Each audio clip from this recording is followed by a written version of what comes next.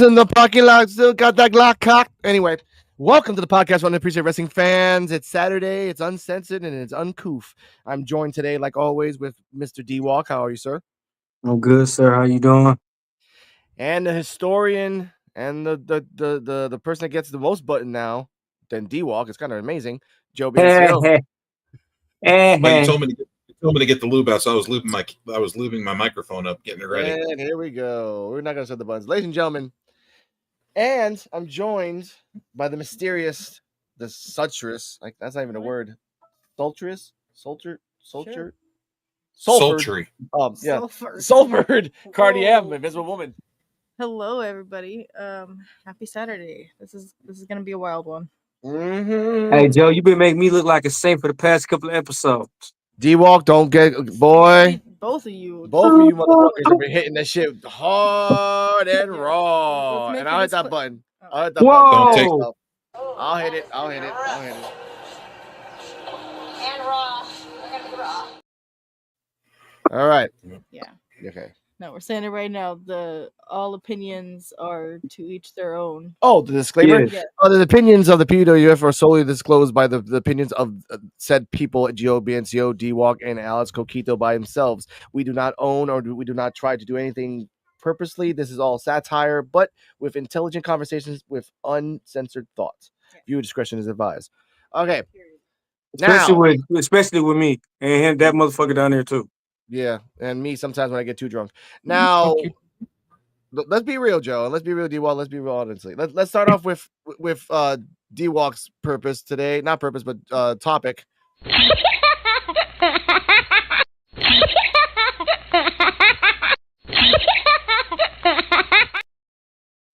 No, that's crazy. I mean, like, why would you want to argue with a dude who broke 5-6 baseball bats? No, that's dumb. But to me, yeah. Honestly, like, WWE need to hire motherfuckers from outside, YouTubers and shit. Because if they would have never hired motherfuckers like that, Karrion Kross would probably be getting his time right now. Karrion Kross, he deserves it, bro. Like I said, his mic skills dope. He wrestled, they don't give him nothing. But then they want to hype Logan Paul up. I want to start seeing Karrion Kross do something, bro, because this bullshit. There we go. That's not better for anything. What he's talking about, we have comments, but it's coming out of nowhere, ladies and gentlemen. My fault on that. Oh, Joe BNCL, thank you. I want 3 bits so okay. I don't know. I tried to put my link tree in the copy. What the fuck? I got you. All right. What's Mr. D-Walk is talking about is as follows, and I quote: "It's been brought to my attention that somebody in WWE thinks that for some people who have put 20, thank you, that this is that his peers have a problem with his position in the company. He still doesn't get it. No one has a problem with his position. The problem is that for some people who have put 20, even 30 years in, they were told that there was a certain skill set they had to acquire. Putting time in was going to equate to having very particular opportunities. Those opportunities didn't seem to be available for those people now because they didn't build a brand outside the company.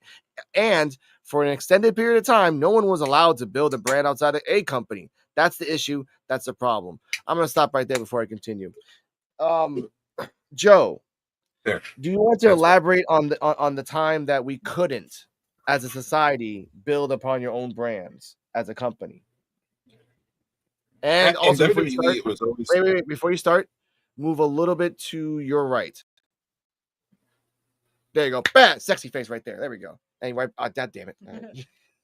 Hey, man, quit lying to that man. Thank you, sweetheart. Yeah, don't be like Priest to D-Walk and tell him he's a good guy. Yeah, don't be that. Don't be like that. Mm-hmm. Anyway, we got the controversy with this whole thing is, I feel like part of it was sarcasm. Yeah. It's hard to read Karrion Kross. He's a very obscure person. He's very good at acting. I just don't provoke the guy. Yeah. He can literally kick your fucking ass. Like, guy broke baseball bats with his literally just using the leverage on his body. That's how strong. Like 5-6 bats. 5-6 bats. Yeah, he broke like 5 or 6 baseball bats together at one time with just using the leverage of his body. That's how strong he is. Damn. World's strongest men can't even really do that. That's why when he does blood sport events, and if you watch him, he destroys fucking people. The last guy he fought in blood sport was double his size and probably double his strength. And he destroyed him. He choked him out. If he would have held on any longer, he might have broke the guy's neck. True. But the issue we have here is that what he's talking about in that paragraph I just said right there is the fact that for a time, if Karrion Kross would have came to WWE between the year 2016 to 2020, I'm guessing. Yeah. He would not be called Karrion Kross. Yeah, he would not be called Karrion Kross. He would have been called something different, and his name would have been sold to them. Yeah, during the latter years of the McMahon era, then yes, you're right. He would have been. The McMahon era was different than a lot of other eras. Vince wanted to own you. When you became his in the company, he wanted you to be your property. He wanted you to be his property. That's why a lot of people had their name changed. There was only a few wrestlers that wouldn't have their name changed. AJ Styles was one of them. Yeah. Trying to think who else was in there that wouldn't have their name changed. I know he's Samoa Joe. Keith Lee. Samoa Joe is another one that would not have his name changed. Adam Cole. Yeah. Roderick Strong, Bobby Fish, Kyle O'Reilly. And they came in around those times. And that was weird. That was a weird loophole because they weren't technically hired by Vince McMahon. They were technically hired by Triple H through Vince McMahon. So Elijah Burke. What was it? The Alpha Male. Monty Brown. Monty Brown didn't even last for a full cup of coffee. He lasted for like a goddamn sip. Hey, he's still for another company. And moved over. He went from TNA to WWE for a sip of coffee, and then he disappeared. Yeah, it ain't his fault, man. Come on, man. It ain't his fault. Catering was good, man. He works at the gas station now. Yeah, but that's what he meant in that comment. I'm like, if Logan Paul would have came in at that time, if he was famous between 2016 and 2020, he wouldn't be called Logan Paul. He was famous for another reason, not for that reason. He was famous for doing some crazy ass shit in Japan around that time, which got him infamous. And he's famous on YouTube. Yeah, he's famous on YouTube. Then he made himself more famous by doing boxing, and he got famous doing boxing. Then he got famous doing wrestling. Like it seems like everything he does, everything he touches, everything he does, and I know you're gonna hate this, but everything the man touches seems like it turns into money. His brother boxed, not him. Yes, he did. Logan Paul was the one that beat Floyd Mayweather. No. Sadly, because Floyd Mayweather was out of. But either way, we'll continue a little bit more. It was a decision or some shit, a split decision or a decision. Yeah. But he's the one that boxed Floyd Mayweather and took him to the limit. Who's an undefeated championship boxer. Take this off. And here's the point I want to say about that, because it bothers me when that shit happens, obviously. But continuing on. This person who believes that everyone has a problem with him is not about him. Anyone could be him, and people would have a problem with that. If people were told when they were professional wrestling schools that they had to build a brand outside of the company in order to position themselves better, to have the opportunities that they could knock out of the park, that's exactly what they would have done. But no wrestlers do that, obviously. Professional wrestlers, in my opinion, have the strongest and greatest work ethic in the world. And as somebody who would have told them that this is what they have, etc., do, that's what they would have done. Now, for some one of those people, it's too late. So I asked that person, what are we supposed to do? What are we supposed to do? Are we just going to wipe out an entire group of performers that have been doing this in an extended amount of time because it is possible to catch up to that advantage? Yes. You want to read the rest? Sure. Yes. I got a yeah. Joe.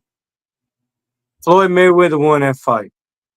Oh, by damn. decision. It went to the decision though. Yeah, he didn't knock him out. A win is a win. He didn't knock him out. Yeah, but he didn't knock him out. Yeah, but dude, that was his first boxing match.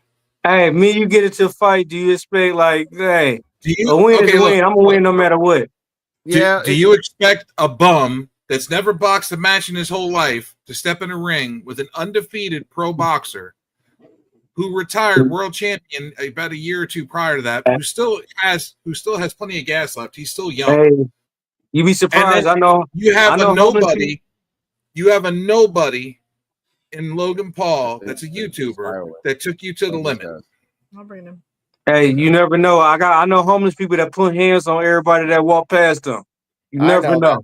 Speaking That's of walking different past though. them, They're fighting for food. They're fighting for liquor and they're fighting for drugs. It's different. Okay. All right. Okay. Karrion, go. Life is hard out here. Last two paragraphs. Last two paragraphs. From Karrion's perspective, he says, "Me personally, I'm actually learning from that person. That person being LP. Logan, Mr. Paul. I see how the business is responding to that person. I don't dislike that person. I think that person is great. Whatever. Which I've been on record to say." I like that person. I think they're very cunning. I think they do the things that I wish Sami Zayn would do, and then he'd be world champion. Period. I like that. I just don't think he still gets it, and I'm actually shocked that he's rattled in the way that he is, because he doesn't have to be. But here we are. I think you guys get it, though. Yeah. So basically, this, by the whole article, it just seems like he's saying, I don't have a problem with Logan Paul, but Sami Zayn does. Yeah. And most of the locker room, because and Logan Paul doesn't understand why. And he just basically broke it down like, you started this with media before you became a wrestler. You're a good wrestler. Right, I don't like to say that either. He's a good wrestler, but in the fact that no one's gonna like you because you push so much into a wrestling world that I'm a YouTuber. I'm just like, we don't give a fuck that you're a YouTuber or an aviator, a fucking vlogger, a TikToker. If you can wrestle, shut the fuck up. No, can I be honest? Like, that whole thing, that whole segment with him and John Cena and this whole shit he's been on, it does feel really disrespectful. And that's why I do feel like reading this post, like, it does feel genuine, because it's a good point. Like, you have wrestlers that did it, quote unquote, the right way. And then you have somebody who is saying he's self-made and built a brand for himself because he was a YouTuber before he was a wrestler. Like, how does that make you any better than someone who's put 20, 30 years into the industry? That's what he's saying. Like Sami Zayn. And I respect the fuck out of Sami Zayn, by the way, Free Palestine. Anyway. No. All right. Now, Joe, go. Anyways, Logan Paul, I think it is disrespectful. I think he's pretty much shat on the business. It feels like he shat on the business a little bit, but he is talented. I will give him that. He is talented. Okay. I don't know who he's talking about. Maybe he's talking about Logan Paul. The guy is there, and he's a YouTuber. He's an outside celebrity that's in the wrestling world. I don't consider him a full-time wrestler. I don't consider him somebody who should be a world champion. I don't consider him somebody who should be a viable threat to anybody in the company. Yeah. But WWE makes him that way because it pisses people off, and he's a heel, and that's what they're supposed to do. Yeah, they're selling it. WWE is just taking the hatred that he has, people have towards him, and they're just using it and magnetizing it and just throwing it out there to the world to reflect back and hurt them more. I know. That's why, I genuinely don't even want to watch him when he's on the TV, because it's hating him is still putting money in his pocket. And to say something about John Cena saying and promoting like boosting Logan Paul on Friday, it actually was a stroke of genius. That was true masterclass of heel work. As a person, John Cena, no one really considers you a wrestler because you only do 5 moves of doom, and you've done that for more than 2 decades. Fine, whatever. That's no one can dispute that about John Cena. He's a good worker. He's a hard endurance worker, sure, but he only does 5 or 6 moves. He tried 2 or 3 with the whole little jumping rope cutter thing, stunner thing, whatever. But ultimately, that's who he is. But to say to the crowd, "Oh, Logan Paul is the future of wrestling," that's him basically saying, ironically, not ironically, sarcastically, yeah, this guy is probably going to be the future of wrestling. Because guess what? If Kai Cenat, not even Kai Cenat, that I Show Speed guy, if he really got serious and trained for a year in wrestling, he would probably be the next big thing. Yet he has never done wrestling. Thank you, ESPN. But with that, I mean, I actually, D-Walk, what's your thoughts on Karrion Kross talking about Logan Paul? And do you think in the future, in the next 10 years, is there going to be an uptick in just TikTokers and YouTubers? Shit, the way it's going is going to be a lot of YouTubers. Shit, it look like the way it's going, we keep doing what we doing, we going to be a world champion and tag team champions. Shit. But I mean, like that YouTube nation is going on. It's fucking it up for what real wrestling is. It's fucking up for people who actually wrestle, and it take a YouTuber to come out of nowhere and fucking already be a U.S. champion or be a champion. Yeah. Look, I never liked Logan Paul. I would never like Logan Paul as a character. It's basically, and by the way, as much as I have to say this, Hulk Hogan is the GOAT of wrestling because he's only ever been pinned 14 times. I just found that out. In his whole career in life, he's only ever been pinned 14 times. Pretty impressive if you count since you got to count Japan and Mexico and stuff like that too that he's wrestled in. Yeah, someone did a statistic all around. Not even in Puerto. He only lost once in Puerto Rico. Once, because they're if you win, they're gonna murder you. He's like, okay, hello, that's it. Bob, that was the smartest decision he ever took in his life. But Hulk Hogan as a person, he's more vile than a raccoon doing things to a cactus. Sorry, that's just how it is. And I'm being nice. But with Logan Paul, he's a good wrestler. He's learning things on the fly. He's very adaptive. As a moral character, he's dog shit. And he needs to understand that because of his own ego, he becomes hubris. And because of his own hubris, he might slip up on. And again, we're not even talking about the crypto stuff. We're not even delving into that shit. And that's still ongoing right now. So we don't know how long he'll be in the wrestling company until either he gets acquitted of the charges, B, he gets charged, or C, Triple H is I don't really need you anymore. You gave me Kai Cenat, I Show Speed, and everyone else of your friends.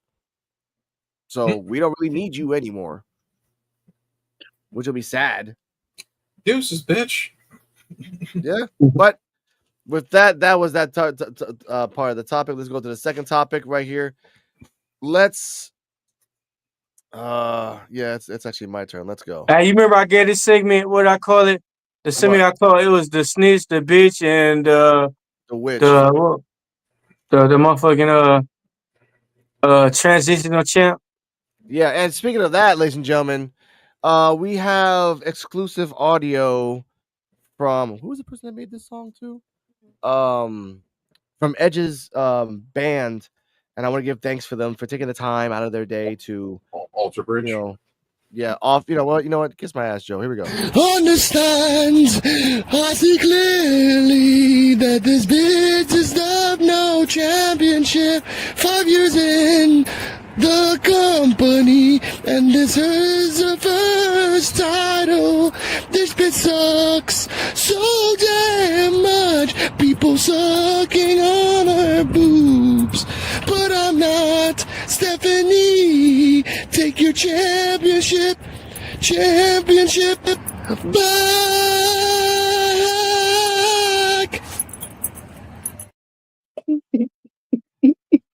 Before I continue, and before D-Walk dies from laughter, I want to give a shout out to Kane the Destroyer for helping me out with the Polish Pro. I'm kind of learning now. Now I kind of figured I can make like anyway. Welcome. Ain't no amount of polish gonna help that out. Anyway, I know. Either way, let's talk about the hashtag not my champion. Oh man, I can't breathe. I know. Yeah. I know, ladies and gentlemen. It was I can't breathe. great That is Alex Coquito's hashtag, folks. That is not nothing to do with me. Of course. Oh yeah, now I have been by your side with all this shit you've been saying for a year, and this time like no, this is not. No, you weren't. No, you weren't. Yes, You didn't. I was like, I don't believe in Joe Hendry. You were like, yeah, I believe in Joe Hendry. Okay, that's true. Yeah, that's true. I'll give you that. I'm like, Javon Evans sucks dick. He needs to gain weight. He's a fucking piece of shit. And you're like, oh, Javon's the greatest. Javon's the greatest. I didn't say Javon's the greatest. I said Javon's the greatest. So did that motherfucker get called up, bro? Did they call that motherfucker up? No. Yeah, he got called up to be a jobber. And yeah, he did lose. But you know what? Wait. You know what Javon needs? He did lose.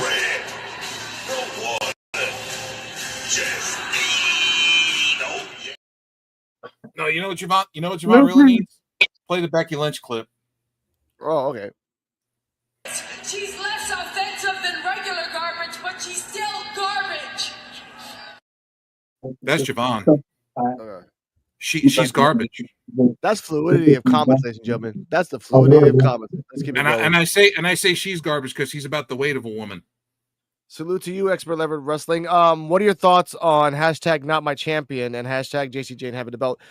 Because again, ladies and gentlemen, breaking news: Stephanie Vaquer has been signed to Raw, and she's going to win. I mean, excuse me, fight Ivy Nile and other on Monday. Money in the Bank qualifying match Monday. You know she's gonna win it. It's Ivy Nile, her, and Jesus. I sent the other. I know you did. I forgot. Hold on, let me open Messenger. That's terrible. This is Joe the historian. I don't even remember who the third person is. I don't remember either. It was Ivy Nile. She's so not relevant that it's like no Ivy Nile. Stephanie, and I can't see the girl. Who was the third girl fighting Stephanie on Monday? I was way too far up. No wonder I couldn't see it. Hold on, I'm finding it. Hold on. It is Liv Morgan. Oh my God. Mm-hmm. She's tag team champions though, so it really doesn't matter. Someone made a graphic with Stephanie already on the 6. Here we go. We got a comment here one more time. Shit is trash. Kai told me to tell you just like your mama. Okay. What? What the hell? What the hell? Kai talking about King Kai, Blackhouse booking. Okay. Oh, there's some heat. There's some heat. All right. Okay. Straight heat. Okay. Now, ladies and gentlemen. That's right. Give him the smoke, expert level wrestling. Give him the fucking smoke. All the smoke. Thank you, just joking. All right. Now. Since Stephanie's gonna fight Ivy Nile and Liv Morgan, and no shade to Liv Morgan, but Stephanie's gonna win. I'm sorry. That's written in the stands.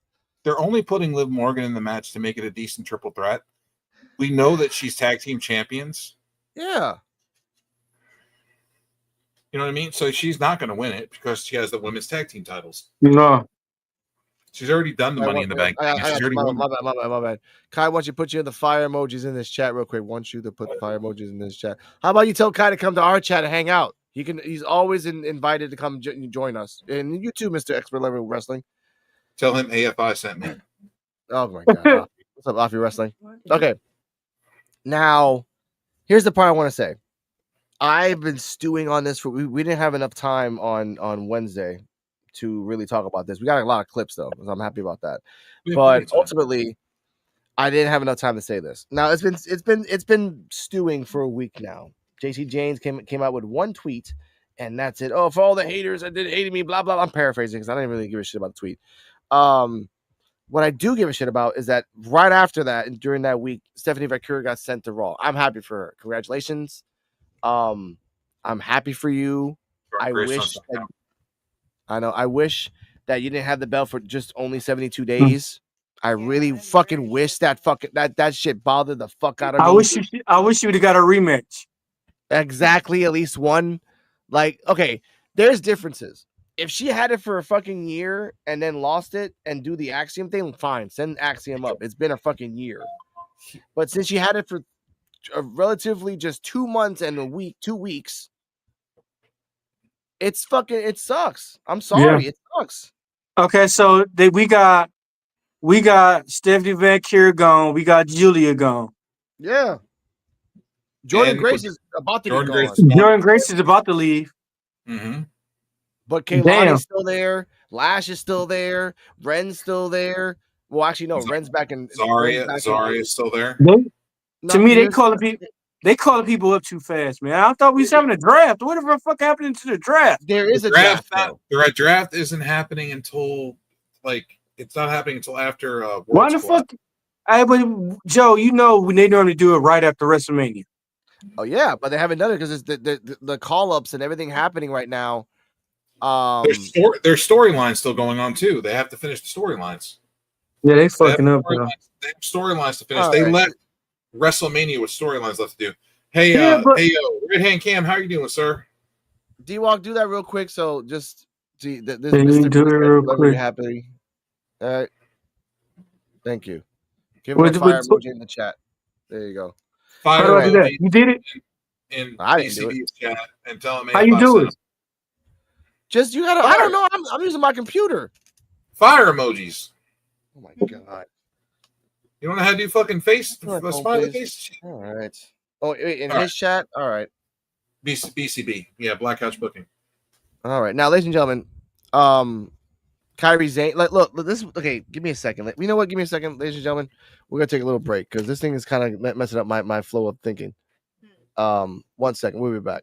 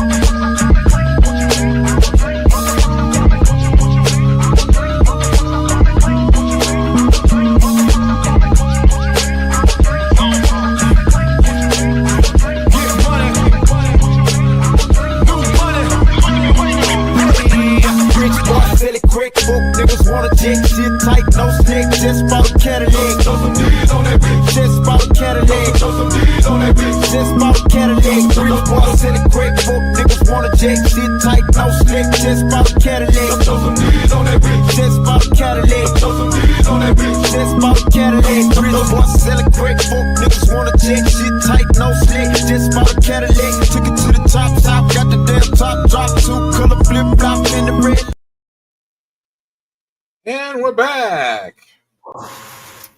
What's going on, right hand Cam? I see you say your good oos blazing at the moment. Smoke them if you got them. Smoke them if you got them.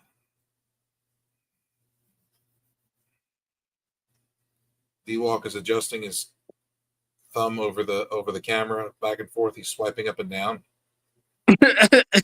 Why you gotta tell everybody? Because we could see you. Looks like you're doing. Fucking see you, dude. Like you're doing wishy-washy on your fucking camera lens. God damn it! Wishy. Okay, and he's dude, you got butthurt. All right, I put the fire emojis in the chat, Mr. Expert Level Wrestling. Now step up. Now we're back. Okay, this is what I hate about this. I can, you know what? In the back of my head, I can give you at least 15 girls on NXT Wrestling right now that would have been way better together again. Okay. We talked about this on Wednesday. We did. Now, I'm not gonna bring that up. Yeah. Let's bring up the fact that you are not talking about. Yes. That was her first world title shot. Yes. And she won the belt. First shot. Didn't take her more than one shot. How many wrestlers do you know, women wrestlers, that they get that title on their first shot ever. Yes. All right. Usually none. I get that. Again, as a wrestler, and by the way, I'm not gonna do the off he sent you, Mr. Expert Level Wrestling. Did it, done, fire emojis. I got like it's about the show. Now, the first shot thing, fine. I get that, but it's just that anybody else would have been better. Anybody else. You dump Jakara to make Lash a single star, and you don't even like she could have rolled up in the back. Hey, Julie, Stephanie, whack, and done it. Here's a breaking news, by the way. Jasmine Nix took a personal leave for 2 weeks. It wasn't the company telling her to leave. She's like, I need 2 weeks off. Yeah. Just give me 2 weeks off. Yeah. Hopefully she broke up with her boyfriend. She was dealing with that. She was dealing with the outrage that people were about that clip. Yeah. Yeah.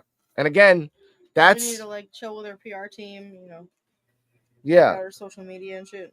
And the fact that they didn't want to have the gall to say, hey, okay, she's taking 2 weeks off.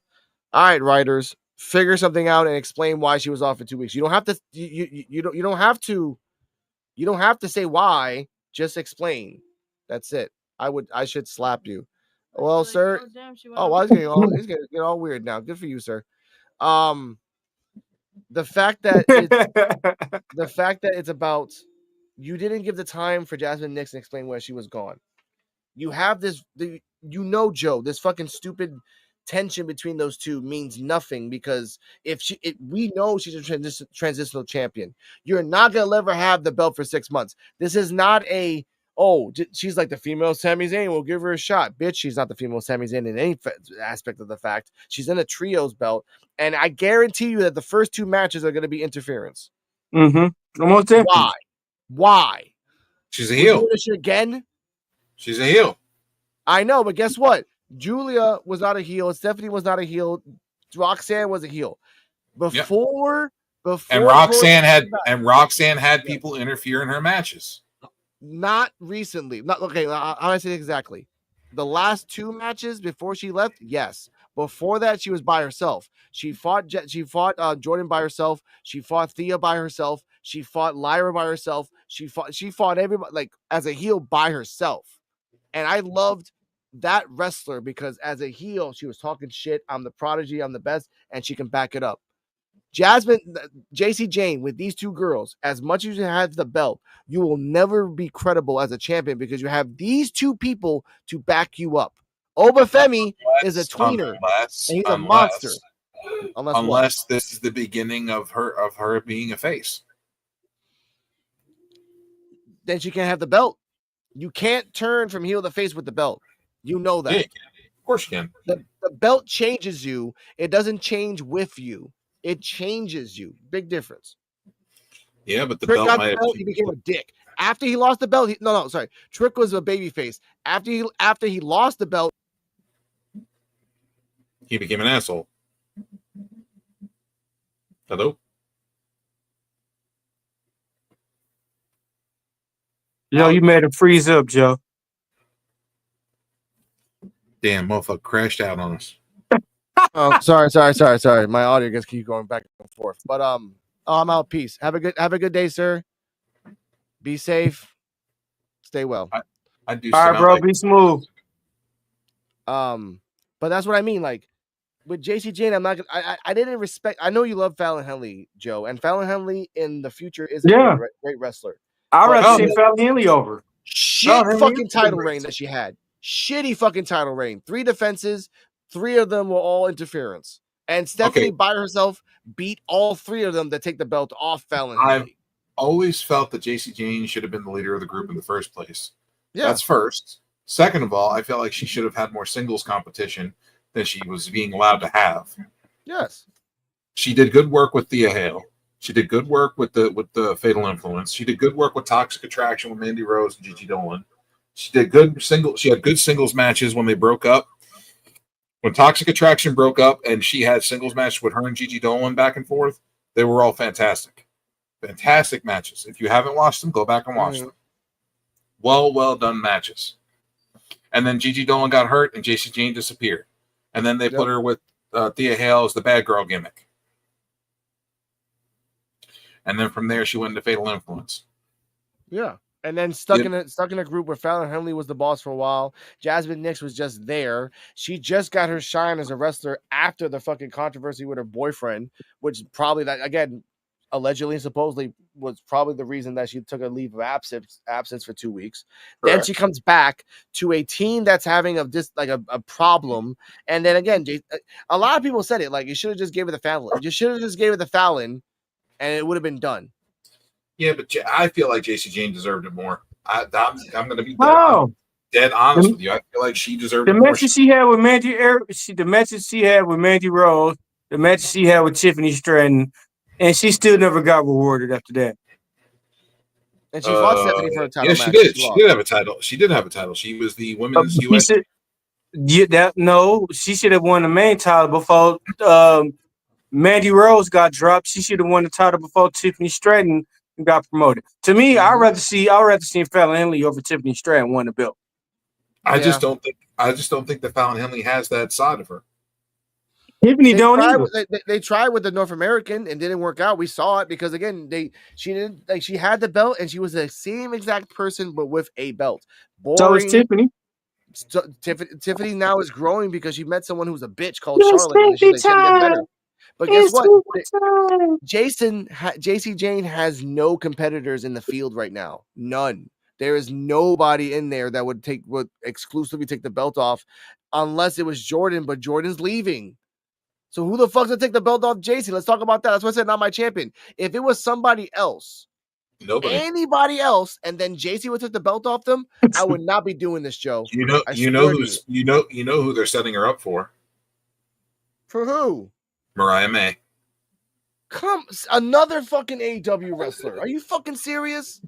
She was taken off of the AEW roster page, and there's been speculation for months she was going to WWE. She's been removed from the roster page, and she was already. I broke the news on my YouTube channel. I know you did. They said she's already expected to be signed with WWE and be starting immediately. They said her name gonna be Mariah March instead of May. It's gonna be March. Man, Mariah Match or Mariah March. All right, but that's dumb. That's no. You know what's more dumb? A person that comes in out of nowhere, I don't care about the whole like.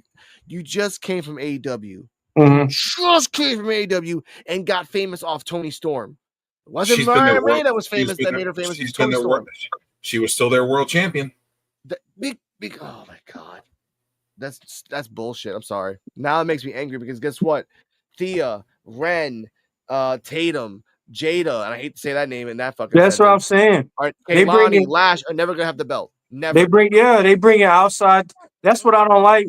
The outside talent, and then like you still got wrestlers that still deserve to get a title shot. And then the ranking skill. Y'all need to bring back the ranking skills if y'all gonna do all this. For one, we don't need a strip aerobics person to be a champion. That's first off. What are you talking about? Jada Parker.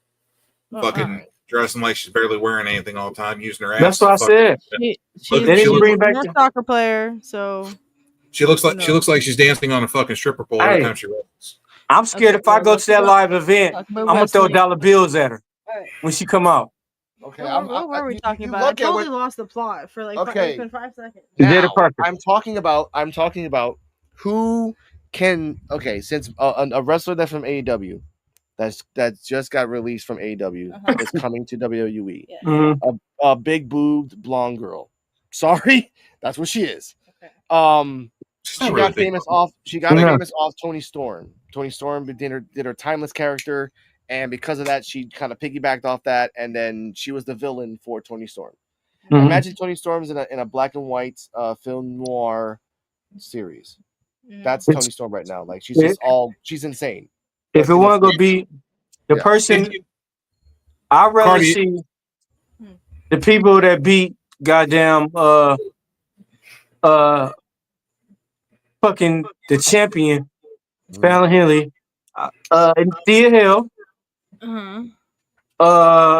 Shit, fuck. It could be Lola Vice. I mean, like I said, she got potential. They don't even never use it. What were you gonna say, Joe? Hold up. I was telling you to look up Mariah May real quick on like YouTube when you get a second on your phone. If you have time, look up Mariah May. Look her up. Look her stuff up. She did with Tony Storm. They did really good work together. But I'm talking about I'm talking about people that stardom too. I'm talking about people that should be getting title shots instead of new people coming in.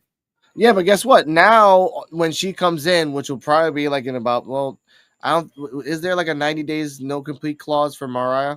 Oh yeah, she'll come in next week. She'll come in in Worlds Collide. AEW, you could fucking leave the company and go right to WWE the same day. Looks like another Tiffy Stratton. Well, I mean, She's looking her up. Just another Tiffy Stratton. She looks good though. I mean, she's got a good look and she wrestles well and she does a good gimmick. Yeah. She knows how to play a crazy but look normal, but she plays a crazy role very well. That's the thing. I'm not judging the individual wrestler for the fact that WWE is just hiring a lot of blonde female wrestlers, and WWE is hiring a lot of AEW wrestlers. Yes, that's the thing. That's not about like she's the wrestler right now that's hot that just came off a storyline that made them super fucking hot. Mm-hmm. Those two, again, Tony Storm and Mariah May did a long storyline that at the end of it, they both came out as stars. Hey, but the question is, if everything's so good, why are you leaving? Because now is when your stock is really high. Yeah, when your stock is really high. That's when you sell, so you get the most money. Mm-hmm. That's my question. Well, that's my question. Like, should AEW be worried with how much WWE is poaching their talent right now? No. Or do they have some kind of agreement? Because like it's not like WWE talent is going over to AEW unless it's accounting for the people that got fired. They were for like 2 years straight. They were like, we're getting the fuck out of this company. Daniel Bryan, Edge, they all left. Like, fuck this place. John Moxley, Jericho. They all left. Yeah. They all left and went to AEW. I'm wondering about all the people that just got, let go recently. And after their 30 and 90 days is up. Yeah. Cedric. Oh, I remember him. Cedric Alexander will be on AEW. They just they were waiting for him to get released. Just waiting. Yeah. There you go. And now that they have MJF there, he will work in perfectly into the storyline because they can use him to fuck MJF over, and then MJF can go babyface again, which is weird to take down the Hurt Syndicate. But back to Not My Champion. Yep. The fact is this: I am really pissed off that we're gonna have to wait maybe 2 weeks to a month for Mariah May or Mariah March to come in and take the belt off JC Jane. While in the rafters, and I hate this, Joe.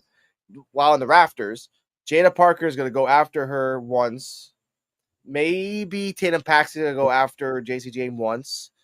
Maybe Lola Vice as well. So you got those three automatically. Those three are going to lose to JC Jane because of interference. So why are you going to have Jada Parker go after her when Jada Parker hasn't won anything?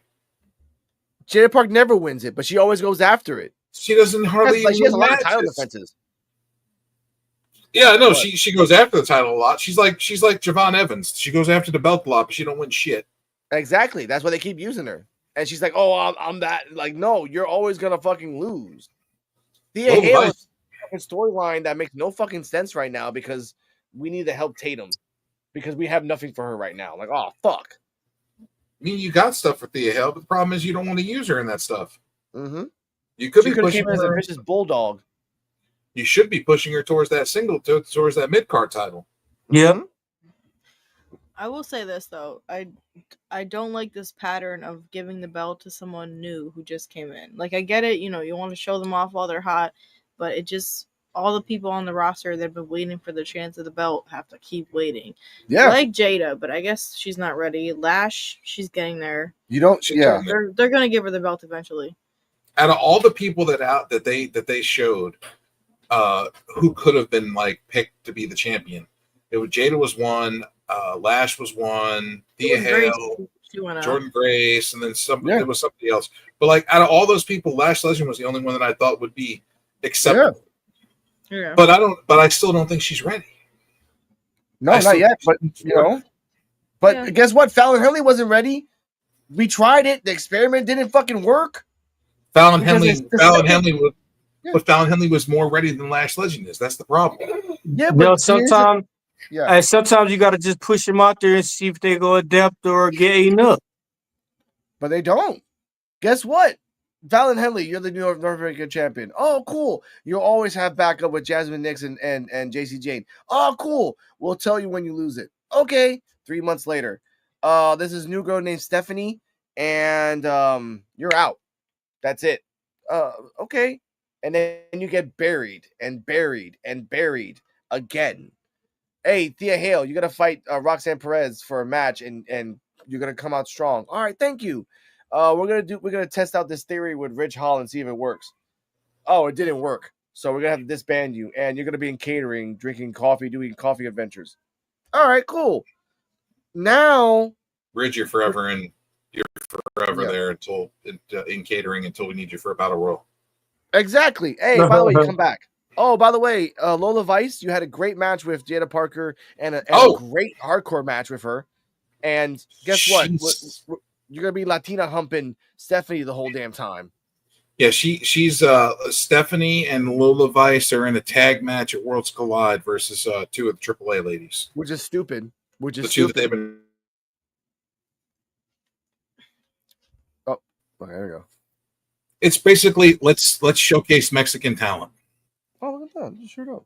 That's basically all it is. Cool. It's basically let's showcase Mexican, Latino, and Dominican talent. Yeah, which is who's Dominican? That's what it is. Who's Dominican? Isn't Lola Vice Puerto Rican or Dominican? She's Cuban. That's even worse. Oh, okay. Oh, ladies and gentlemen, I gotta do that because I'm Latino. I know. She's named after a sandwich. That's racist, bro. Oh my God. Oh my God. Her nationality is a sandwich. Okay. Anyway. Wow. All right, press once. Either way. Hey, you on fire tonight, ain't you? I know. Everybody's nationality is a sandwich. Italian, American. Hey, I don't even got to go to church tomorrow because of you. Hey, keep up the good work. You're never allowed to go to church. Now, let's wrap this up real quick to say like this. How long? Okay, actually, we don't have to say that because we know that she has it for a month. So she's going to lose the belt in a month at the most. Because the next pay-per-view for NXT is like... Are you going to be mad? Are you going to be mad if she holds it for 6 months to a year? She's not going to hold it for 6 months to a year, dude. I'll put $1 in a fucking pot every week, and I'll put that on bet. What are you going to happen? Would you be mad? Would you be mad? But would you be mad if what if she goes to the main roster? Mariah May was the AEW Women's World Champion. So she might go straight to the main roster. It doesn't matter for them. Ricky was one of the champion. Also, they don't care about that. They wanted Penta. Look, they wanted Penta and Phoenix because they were the hottest tag team there is, and they need tag teams. They went straight to the main roster. I understand that, but Mariah May, they don't need a Mariah May in the main roster right now. They need a Mariah May in NXT. They got the Tiffany Stratton formula, and they're like, we could do it with this girl, and then she can have her thing going on. She can go to the Iron Survivor again. She was only famous for 1 year with Toni Storm. Not that many people like myself don't really know about that storyline. So bring her up in NXT, let her have fun. Guess what?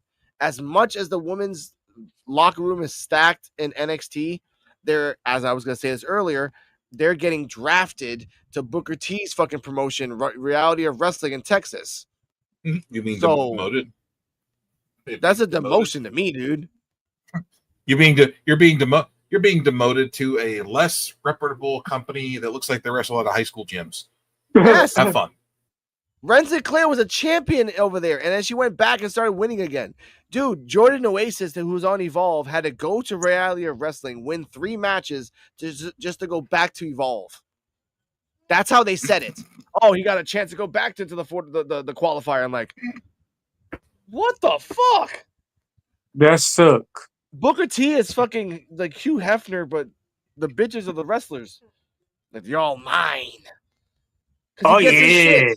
Exactly. And that fucking pisses me off because all these wrestlers that we're not, look, once Thea Hale and Tina Paxley's done, they're going to Reality of Wrestling. And also, before we leave, how long do we have to keep hiring or employing Ariana Grace? How long? She's on TNA. No, she's NXT. She has been. But She she's actually looked it up. but She's looked she it has up. been She on. has an NXT Yes, contract. yes, she Yeah. does. But she's on TNA every week. She's been there for 3 years, and She has just only wrestled a wrestled. tag team match with her dad. That was different. That's like a good Damn. pop. It's a First good time, pop. first time ever that a I father know, daughter but guess would what? wrestle together. I looked this up. She's had less matches than my beautiful girlfriend's age. Way less in a Yeah, she 3-year doesn't. career. That's because she wasn't booked as a wrestler. She was booked as a manager valet. So you fired Jakarta Jackson to keep a valet that valets nobody, Because she's Santino's daughter, and that pisses and me they off. have a relation, and they have a relationship with TNA, and they have to keep things copacetic. Nepo fucking baby, and that pisses me the fuck off. Damn. Man. She might be a good wrestler, but I've hardly seen her fight. She's she's an okay wrestler. I do like. She's an okay Her- wrestler. Like they did the daddy-daughter match. Go look up the match she had with her dad, the tag match she had this week on Impact. Yeah. Dude, it was. I don't know if it was her that was the problem, or if it was Alicia Fox. Oh, Alicia Fox is in the match? Yeah. Oh, that's a problem right there. That's 2 problems. Alicia Fox is a Damn. wrestler that's only good to. Alicia Fox is only good to wrestle to certain wrestlers. If she's fought you like 6 times straight, she could do that backbreaker like tilt a world backbreaker. Yeah, Great. No, Ariana was trying to throw like punches, and Alicia, the punches were like yay far away from her body, and she was selling them. And that's what I mean. She like Joe drinking. NXT is still paying this, but you released Jakarta. You had a diamond in Jakarta. You could have kept her there for at least 2 more years and been great, but then you give the belt to JC so she can lose it in a month to Mariah, and then Mariah will lose. Okay, here's the funny thing. They're gonna do this again. I guarantee you they're gonna do this shit again and give us a shock. Who's the person that's gonna take out Mariah? Joe. And let's say 3 months. In 3 months after the month that she took it off JC, who takes it off Mariah? Sol Ruka. Damn. Okay. All right. I know. This first thought. Karrion. Mariah May, that blonde girl, takes it off JC. 3 months later, randomly, she loses the belt to who? Off the bat, Lash or Jada. Okay. All right. Booty versus blonde. All right, I get that. I say Sol because I see Sol losing that her mid card title to Zarya in the next month or 2. Yeah. And then I see her going on a comeback tour where she's winning matches. Yeah. And Mariah May will win the title around 3 months from now, 4 months from now, and then they'll have Sol Ruka versus Mariah May sometime around November, December. Okay, around Christmas, that makes sense. around the holidays, and then you'll have Sol Ruka get her ass kicked the whole match. True. And then she'll hit one Soul Snatcher real quick, and the match will be over. And I was gonna say this because of that unique Soul Snatcher she did into the middle of the ring. Now you have now she can say, "Look, I can do a Soul Snatcher on the ropes. I can do a Soul Snatcher from the apron to back here. I can do it from the top. Like I can do it now." And that could be if we need you to do a match and we need you to win something, we're gonna tell you to do it, and that's perfectly done for the future. But for me, Mariah May loses the belt. She's a tall woman too. So I think not Ren, not Tatum, not Jada. Sorry, Jada. No. Shit. Fuck. Not Lola. Maybe Lola, but not Lola. I would say damn. I guess Zarya. If you're like, give Zarya the belt for 3 months. Fuck it. The only 2 people, Zarya and Sol Ruka, are 2 of the ones that I could see they putting in the world title picture. I see Zarya being mid-card champion first by beating Sol Ruka, so she looks like she's dominant champion. True. And her plans work. She's psychological. She's more psychological than just muscles, and she tricked everybody, and that she weakened Sol Ruka so she could take her belt. True. That would work in a weird way. So Ruka has to build herself up over the next 3-4 months, winning matches, just winning matches and not getting title shots, and then eventually she wins a tournament or a battle royal by eliminating Zarya. Yeah. And then she gets the championship match, and she gets her ass kicked the whole match. True. To where nobody thinks she's going to win. Then all of a sudden, boom, Snow Snatcher, 1, 2, 3, and she's the new champion. Everybody gets like, what the fuck? I think that because again, Kaylani might go after the North American again if she changes her style a little bit up more. I think Thea will go after the North American later on, like maybe around August, November, if she switches it up. Rensselaer is gone, so that sucks. Kaylani needs to go back to catering. Yeah. Work on her smiles and cries. She needs to work on that. And then once she gets that fixed up, then maybe we'll try again. Yeah. But that's my feelings on Kalani. I think this is a good wrestler. Yeah. But with that would say, like, this was not my champion, #not my champion. I'm still gonna say it. Jacy Jayne doesn't deserve the belt. But now that I know the Mariah May's gonna take it off her, nana boo boo, you got some poo poo on your head. Damn, that's nasty. Don't nobody want poo poo on their head, man. That's nasty. Well, she does, because guess what? No one's gonna remember you. We got one more. You got beat by Mariah. That is unsanitized, sir. Yeah. We got one more. Who? One more topic. I know. I'm changing it up right now. Oh, I was like, wait a minute. I was like, what the fuck? No, I got one more topic. Right here. Girlfriend's all like, oh, baby. All right, going to the next topic. We got it right. Oh, wait, sorry about that. Got it right here. Vince. One more thing, real quick, before we stop talking about the Jacy Jayne thing. I think that what's going to happen with the Jacy Jayne thing is I think that they're going to use Fallon Henley and Jasmine Nix to cost her the title. That way she doesn't lose it fairly. It's going to be one of those. Mariah May is going to replace her, I think, in the group.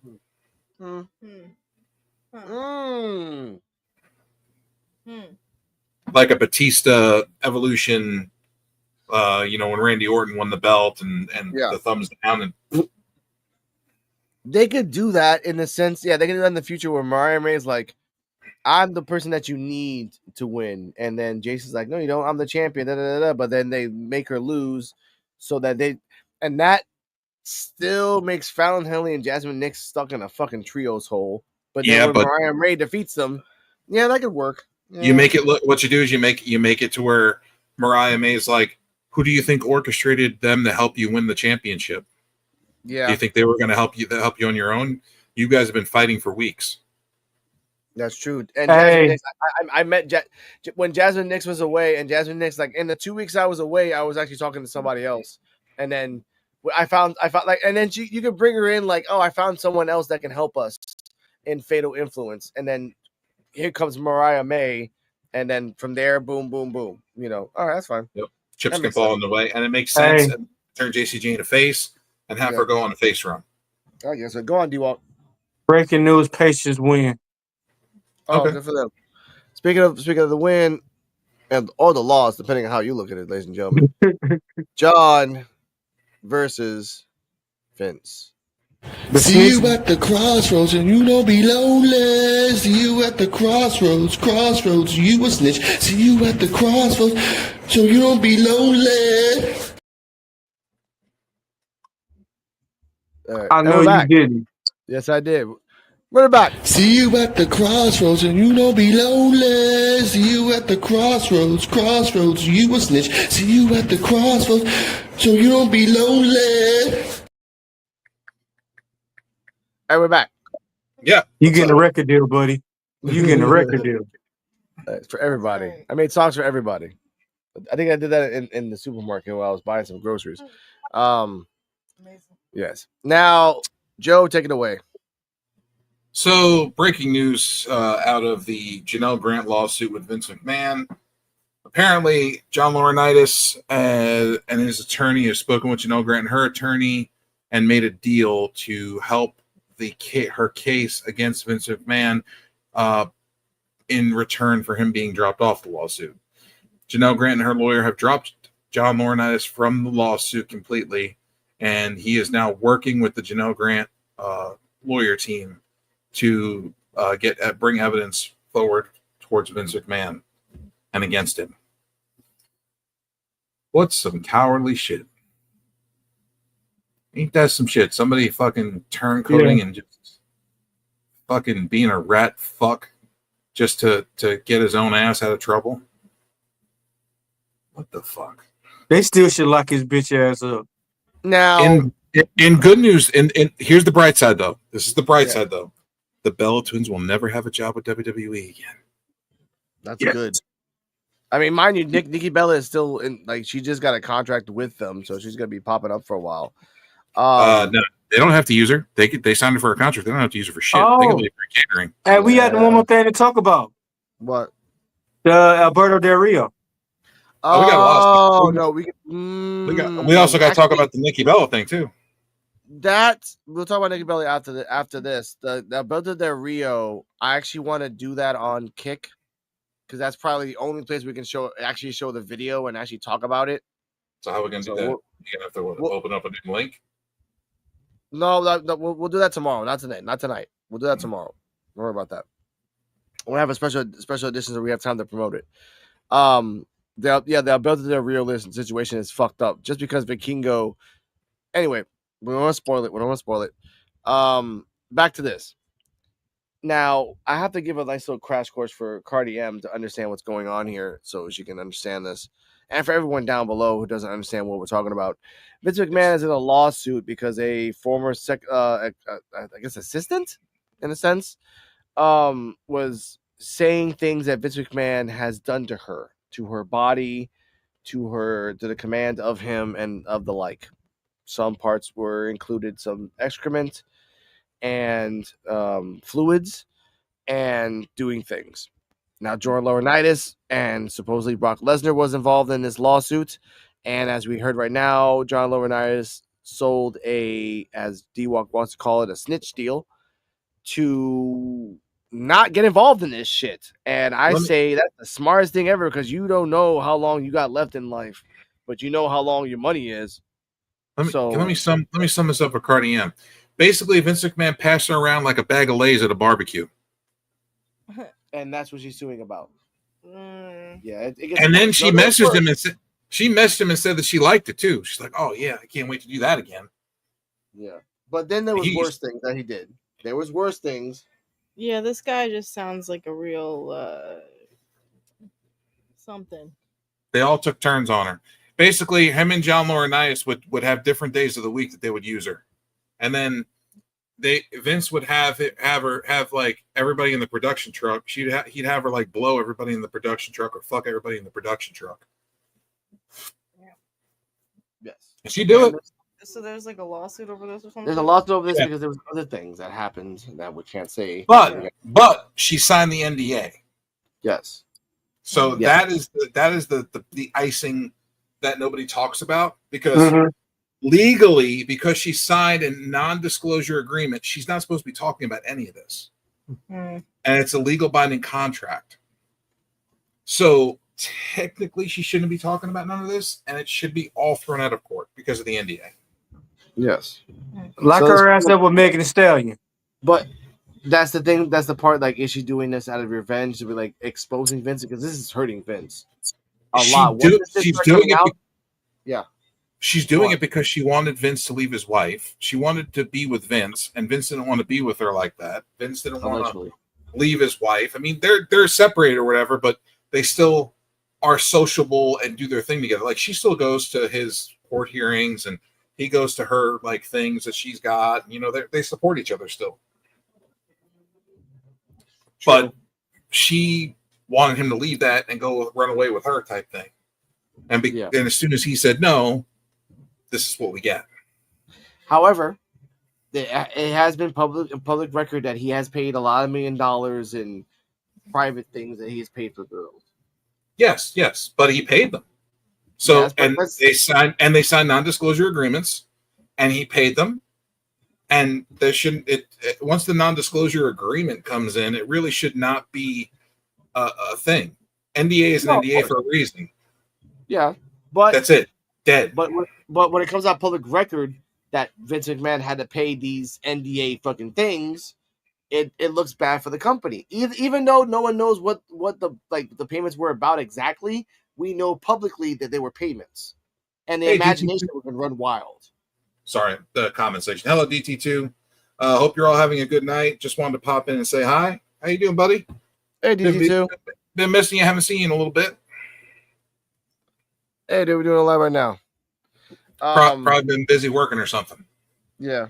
Same for you. Hope you're safe, DT2. And shout out to real Black Couch Booking for his live. Hope you're having fun there. But let's talk about this for real. Look, okay.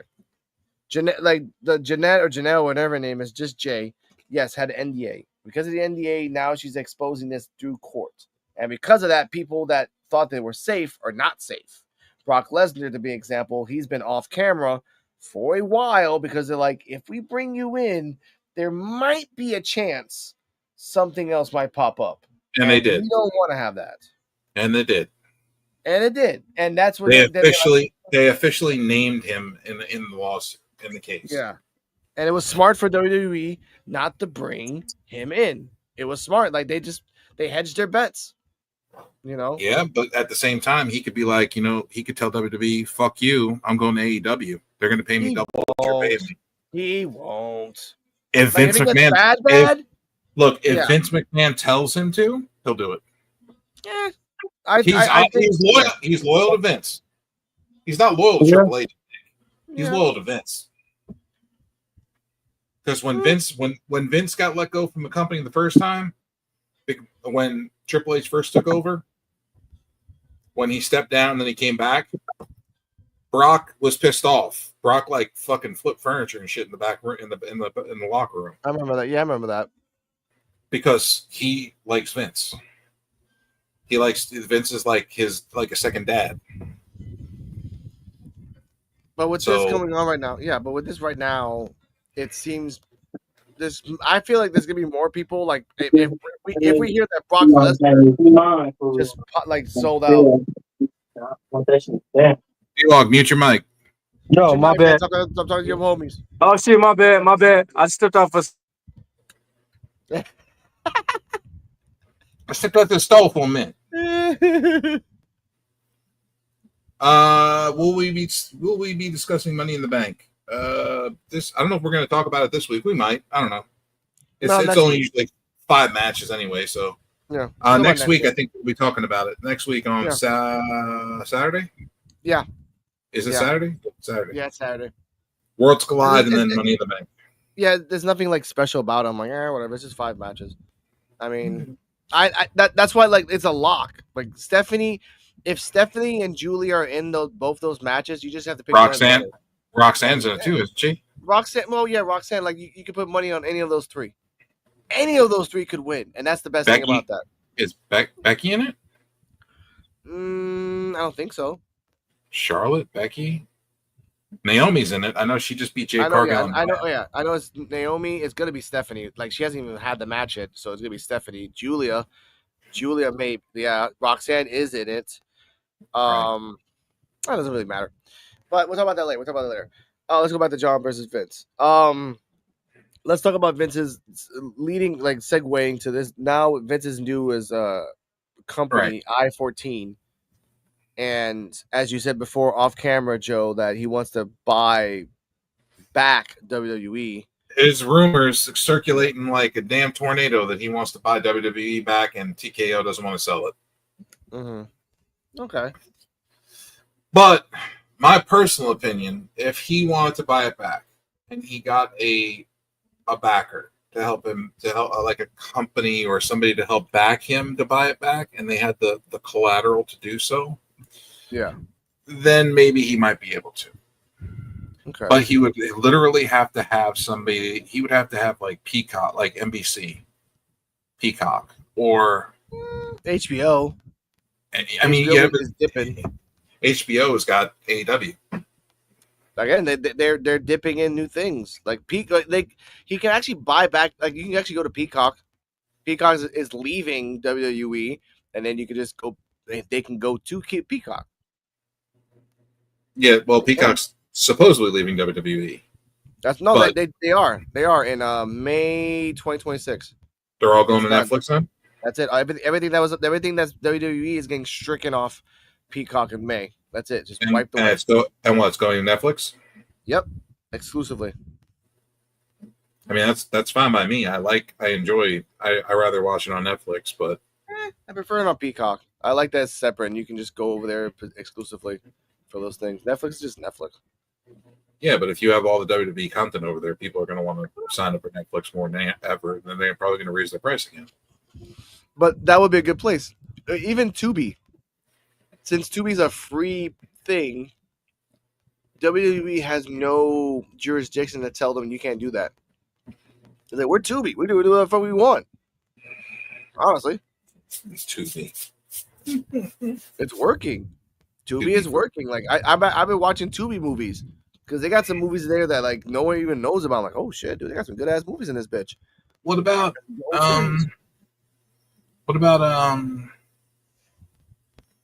this Vince and John Laurinaitis? My thing is that I heard that John Laurinaitis doesn't have any evidence. Yeah.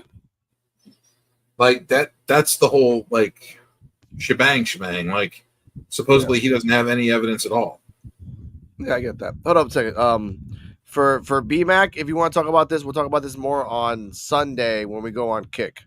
I want to try something over there and just test out the waters over there. We're gonna tomorrow we're gonna go on Kick.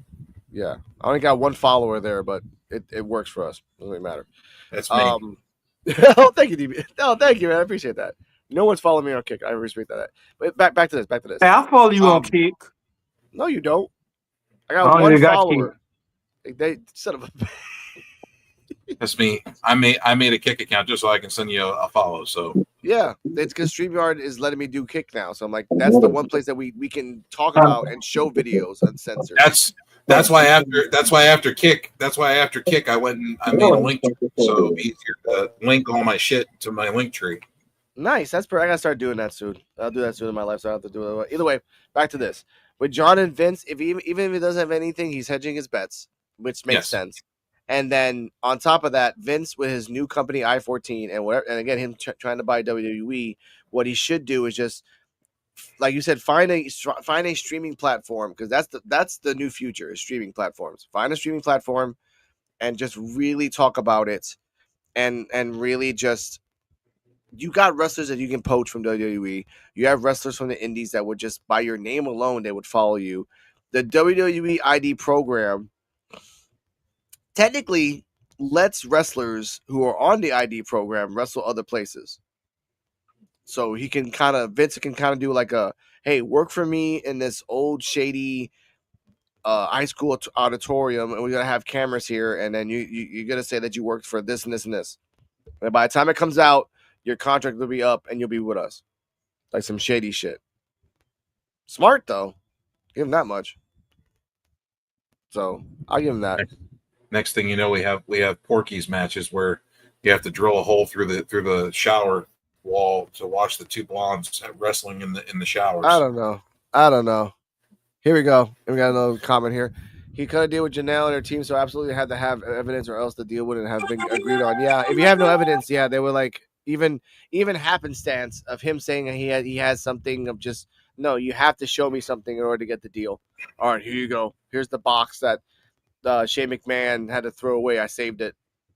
That could be something. But now, thank you, D-Walk. Now let's get to the.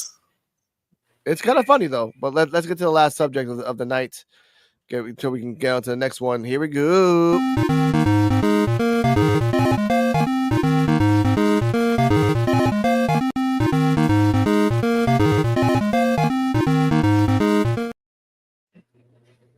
Now, Nikki Bella had a boyfriend. They got married and they fell in love. And this is after John Cena dumped her. Nikki Bella thought that he was the one. Then it didn't work out. There were supposedly allegations of him doing assault things on him that was debunked and actually flipped around. It actually was her hitting him. There were a really vicious divorce battle.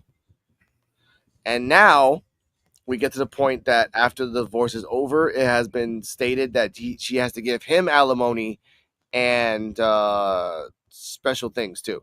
So Joe, what are your thoughts on the fact that this wrestler, who have broke her neck because she was never smart enough to realize that if you put wrestlers on your fucking back, it'll snap your neck. But yeah, no one knew. What are your thoughts on that? It happens. I mean, she isn't wrong. I mean, she did earn her money, and she did earn her money well. I mean, I don't know how many times she had to get on her knees to earn her money, but I mean, she earned her money. I'm sure she earned it well around Vince. She enjoyed being on her knees, man. She's probably part of that NDA agreement. I just don't know how I feel about her in general. I just feel like she's like bipolar with a side of schizophrenic, and I feel like she's non-medicated. You know what I'm saying? Like, I feel like she's just, I don't know, man. I hope she doesn't do anything drastic. We don't need to see her in like a Britney Spears type video with the knife and like wielding the knife around with Artemis sitting in a chair, duct taped up to a chair. And that'd be her choice, being all crazy as fuck. Like the point I want to say is, yeah. And then we start hearing "Stuck in the Middle with You," and she brings out a gas can. It's just this story particularly like tickled me because it was funny that she's like, oh, I gotta pay this guy alimony and stuff. Like, you have like 16 endeavors that you made yourself during the Bella show that you would show us all the fucking time. So, like, I understand it sucks that you got to pay him, but you chose to marry him, not by gunpoint, but by your own choice. You chose to try to make it work. It didn't work out. And in this day and age of society and capitalism, you knew you were going to get a divorce. So what really is the problem? Are you sad because it took too much money off your ass, or the fact that he had a better lawyer than you? That's what I think.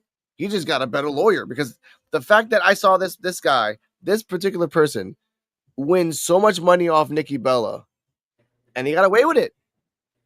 Motherfucker, I don't even know who the guy is. He reminds me of Kevin Federline.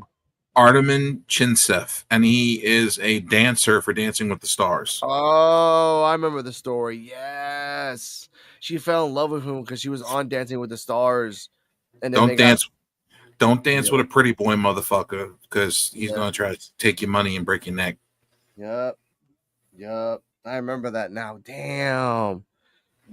And that's like, again, your choice. Like, you just fell in love with a dancer, and dancers are artists, and artists are never, they're Rolling Stones. You let him plant that seed in the garden. Yeah. So, doesn't he have a kid with her? Yes, they have a child. Okay, that's what it was. It was monthly alimony and child support. Mm-hmm. She has to pay him. She's only allowed to see the kid with supervised visits once or twice a week. And that says a lot. Like, I don't feel bad. Like, what did you do that you can only get supervised visits? Because she lied about it, the assault charges, and she actually assaulted him, and he didn't assault her, and she lied about it. So because of that, he won. I like to where he was showing us a couple visitations. Yeah, and that's what you get for trying to come back to wrestling. Not even that. No, it has nothing to do with wrestling. It's the fact that you wanted to lie and get this guy to pay you, but evidence showed that you lied, you assaulted him, and then that's why she tried the sympathy card. I broke my nest for this industry. You assaulted another person, and because of that, it got out, and because of that, the judge probably found out about that and like, no, this girl's crazy. Fuck you. You're gonna pay him alimony. You're gonna pay him child support. She should have never said she was trying to come back to wrestling. Well, they shouldn't have hired her back. No, they shouldn't have put her in the Royal Rumble, knowing all this shit was going on. They shouldn't have fucking hired her back. Nope, because that helped him. She has a new job. She has money. I want this much of alimony. I want this much for the child. And again, I hope he's a good father for the children. That's the most important thing if you get alimony and child support. If you are an actual good father for the children, these are very rare cases where the husband or the ex-husband wins the alimony. Like, it's very rare.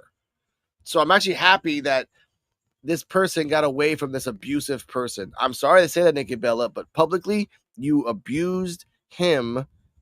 So you are an abusive person. If you can rehab and be better, sure.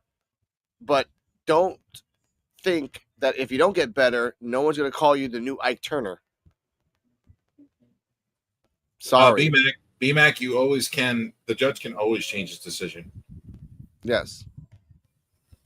The judge can always change his decision and award full custody to Arteman. Or it could turn the other way too. And if he fucks up, she can get full custody. Yeah. She's trying to get sympathy with the social media, so maybe she'll try again and try to do a retrial. No.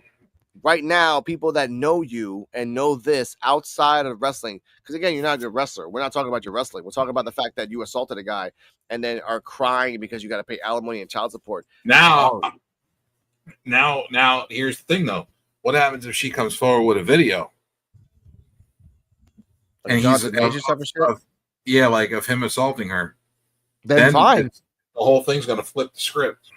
Yeah, but dancers don't fight. That might be stereotypical, but I look at the guys. I'm like, this guy doesn't seem like a fighter. This guy looks like he gets punched a lot. He slap fights.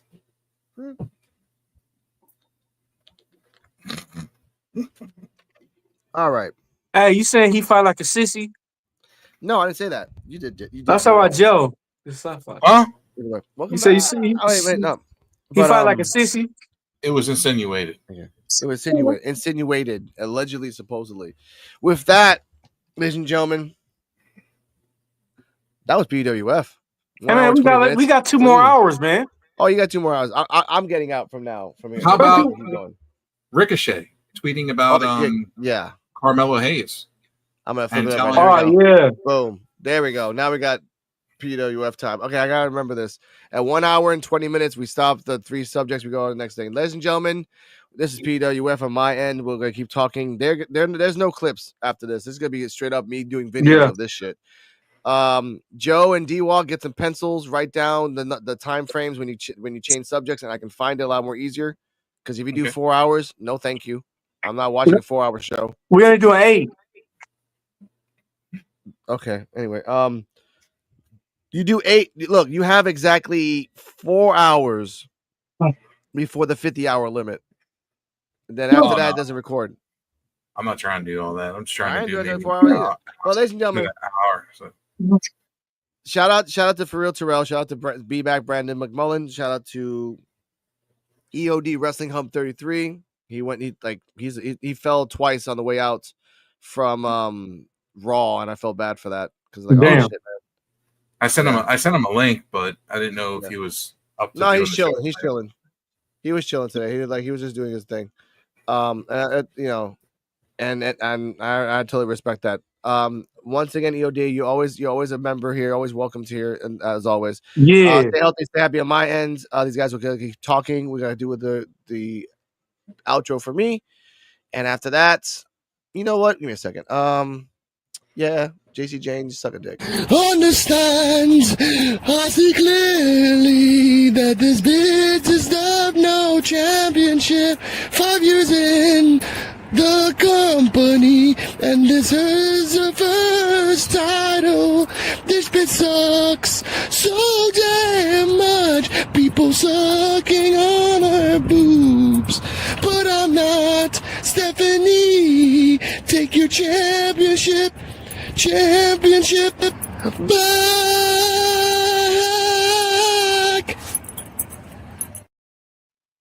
Hey, did you hear him choke up on that last segment, bro? Still, she's still a better champion than Ren Sinclair ever will be. And she's won more championships than Ren Sinclair ever will. Sorry, I had to say what I had to say. Alex will know when he hears it. Yeah, he gonna get on your ass. Time code 123, Alex. He gonna get on your ass. Yo, what the fuck? He can get on my ass all he wants. He wants to make a hashtag about how someone's a bad hashtag, not my champion. Whoa. No Diddy. What? You said get him on you want him to get on your ass. No Diddy, bro. You say he can get on my ass all he want. No Diddy, bro. You on Diddy's nuts. Why? You on Diddy's nuts with baby oil. Why? Did you see my little caption I got down here? No Diddy. You're on Diddy. No, it says free Diddy. Free Diddy, yeah. You on Diddy's nuts with baby oil. Hey, I figured that'd get some views.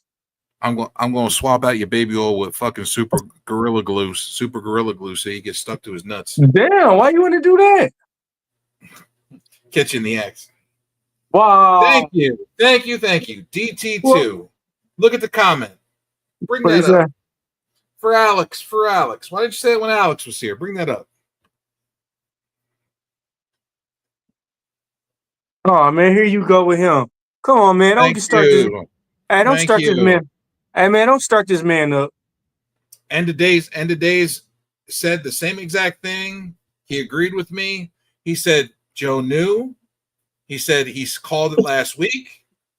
He said that something was going to happen. He said that it needed to happen and that she should be champion. And then boom, it happens. He's like, he said, I didn't believe y'all were being watched.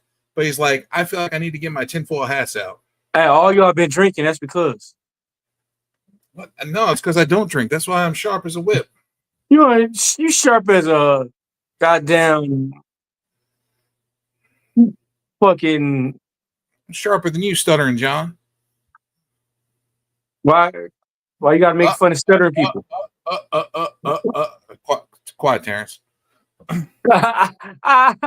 Hey, I'm gonna find him just so he could be like, what's up, Joe? You talk shit about me? What? Listen, it would take him 30 minutes to get that whole sentence out. Wow.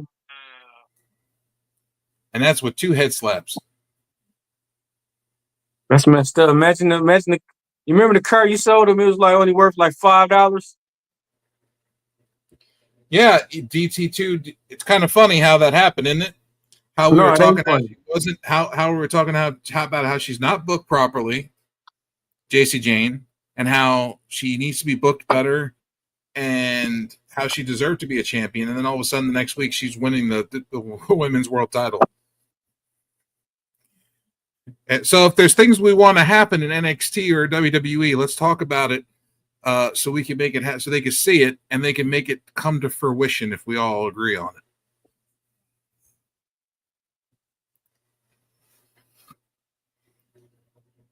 Shout out to DT2.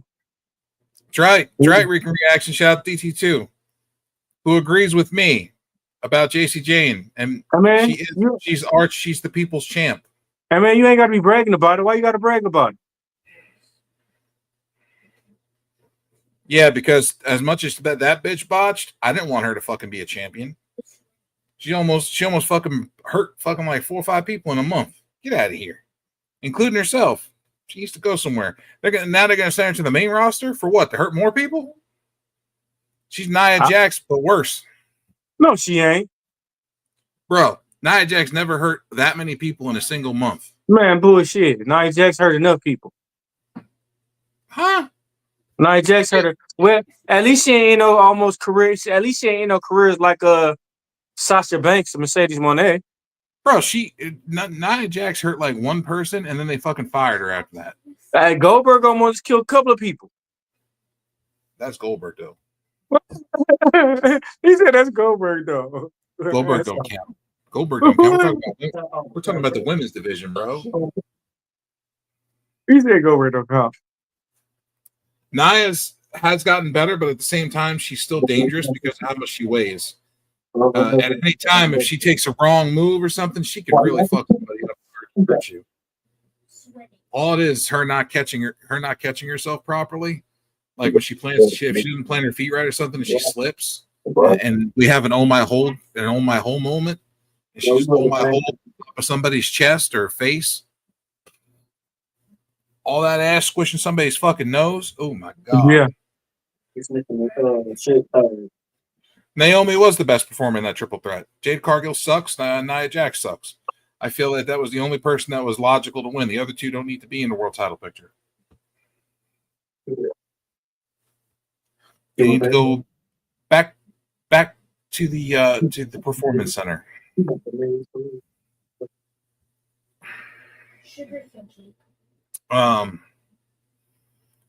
So. I said we gotta wait to talk about the Alberto Del Rio incident. So D-Walk. Huh? D-Walk. What up?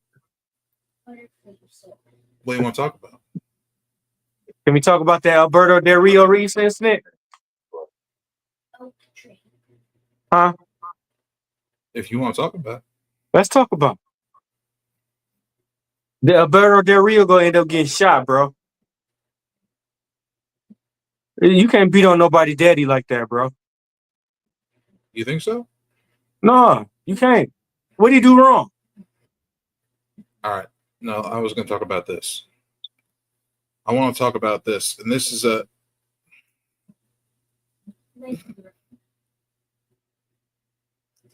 and that's part of Jade's problem is she can't wrestle. Not just with people, with someone as slow as her. She just can't wrestle.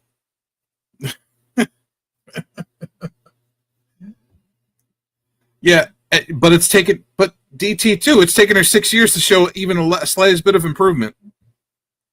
That's a long fucking time, bro. To be on TV every week consecutively, to not have any improvement, like, or barely have any improvement. That's like, what the fuck? Let's talk about this. So, AEW star Ricochet reacted to Carmelo Hayes being booked by WWE poorly. Yeah. Victor Tyler Perry commented last night. Last night's loss was frustrating enough that I turned the show off and went straight to bed. I still don't have the exact words, but I do know this. Carmelo Hayes deserves more than he's been given. He's proven he can elevate anything he's handed with a mix of humility, and undeniable confidence. Yet somehow it feels like we haven't moved forward since last year's draft. I'll stay patient, but at some point something has to give. We want Melo. # we want Melo. Ricochet has responded to that comment by Victor Tyler Perry. King Ricochet says he works for WWE. That is the prize. That's the reward. Shouldn't that be enough? ? He works for the biggest promotion in the world. They make the most money and get the most views. That should be enough. What does he want? More? ? Sounds selfish to me.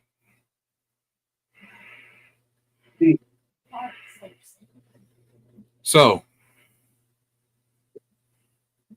what do y'all think about that? Yeah, I think it's fucked up because I like the Ricochet.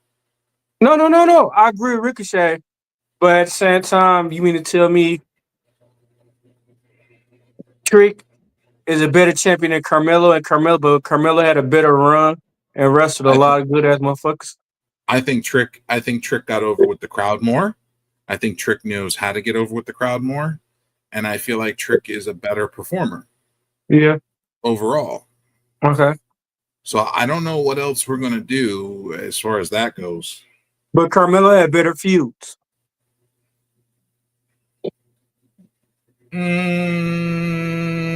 If you say so. With the banners dropping down and all that? What's that got to do with anything? No, I'm just saying it was a better storyline, bro.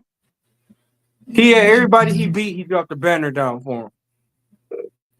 How about Logan Paul saying he invented this new wrestling move? Man, tell him get the fuck out of here. It was a springboard moonsault to the outside of the ring, and then they showed Super Crazy doing it like 20-something years ago. Yes. That's crazy. Let's see what else we got, bruh. Mariah May is gone from AEW. She's signing with WWE. That's going to be look out for her in NXT. Breaking news: we have more matches signed. More matches have been signed to the TNA Against All Odds pay-per-view. We're going to get Santino Marella versus Robert Stone 1-on-1. Tessa Blanchard will be in Robert Stone's corner, and Ariana Grace will be in Santino Marella's corner. Winner is officially the Director of Authority for TNA. And then we are getting Steve Maclin, For the TNA International Championship, Steve Macklin is the champion. Mr. Bulletproof versus Mance Warner with Steph DeLander in his corner, which that's going to be a good match as well. Those were just added, and then we have the original matches that were on that card. And go back up here and get those. Whoop, there they are. And then we have the other matches that were on the card, which is going to see at the bottom of the card, Joe Hendry versus Frankie Kazarian. Masha Slamovich versus Leon Lee for the TNA Knockouts World Championship. Tag team titles, TNA tag team titles, the Rascals versus the Nemeths. And the winner of the Trick Williams Mike Santana match will take on Elijah for the World Championship against all odds.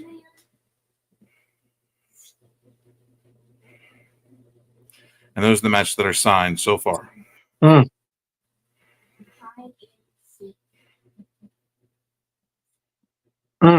you think about the matches?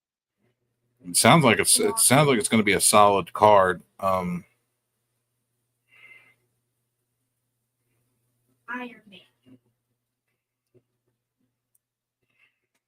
So we gotta wait till tomorrow to talk about the Alberto Del Rio incident.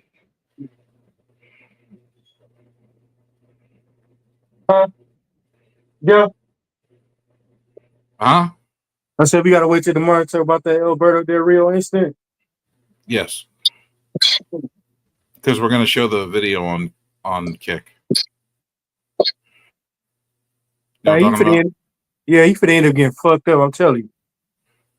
Now you know he ain't come to the WWE. Former UFC Hall of Famer BJ Penn was arrested Friday in Hawaii. It's his third arrest in 6 days. For what? In relation to his ongoing claims that his family has been replaced with imposters. True story. Too many head punches. Third arrest in 6 days, bro. They Too many head might punches. they might want to check that motherfucker for CTE. Yeah. Before we have another Benoit incident. You know what I'm talking about?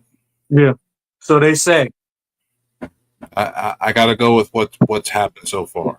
No, I don't. You know what I'm talking about. Yeah, I do, but I don't.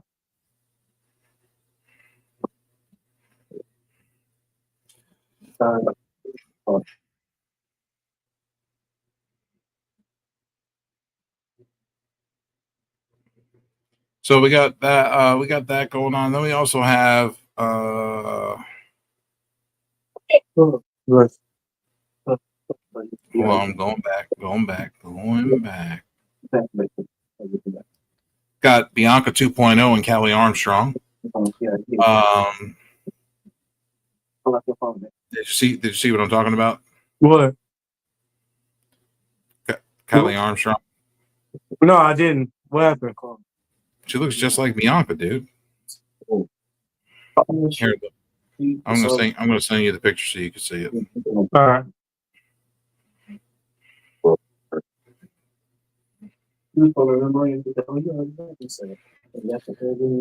Also, Nick Nemeth is not happy that Trick Williams won the. Not happy that Trick Williams is the world champion. He feels that it's disgraceful and this and that, and then how another company's performers taking their flag championship. Let me see if I can get it to play. Pissed off about it. I'm absolutely furious and pissed off about it, and that's not a joke or a game or like, isn't this a funny snip or clip to play? I feel like Joe Hendry has accomplished so much, and he's brought so many eyes to TNA, and he's kicked so much ass. This isn't a world of participation medals and awards that says, hey, great job. You lost our world title to a different guy from a company from a different company. So I don't go, hey, great job, buddy. Thanks for trying really hard and losing our title to a different company. I say, I congratulate him when he brings people in. When he defends that title, he beat me. And I said, damn it, you beat me. You got me. And when you lose and you mess up, just like I do to myself, or I get on Ryan's case, when we make mistakes, we own up to it. He lost our world title. I am not okay with that. I feel like we might need to bring back wrestler court or something, or pull him aside with everybody in the locker room, because if everyone's gonna pat him on the back for the good things, we need to let him know that he messed up and lost our world title. Trick Williams is a badass. He's awesome. He's got a great future, but he is an NXT talent who now is the TNA world champion. And I am pissed off about it. Hear that? Yeah, I heard that. You kind of I kind of agree. I mean, I'm not disagreeing with them. I mean, because at the same time, you got people invading to come over here and win a championship before I'm ever getting a chance to again. It's true. You're taking food out of my mouth, pretty much. And then especially they're not even doing no crossover yet. It's true, though. I mean, it's true, and I don't know. I just don't know. And I got a feeling they're going to reverse it back to Del Hendry, because that belt that when he slammed him on the belt, that's supposed to have been a DQ, shouldn't it? No.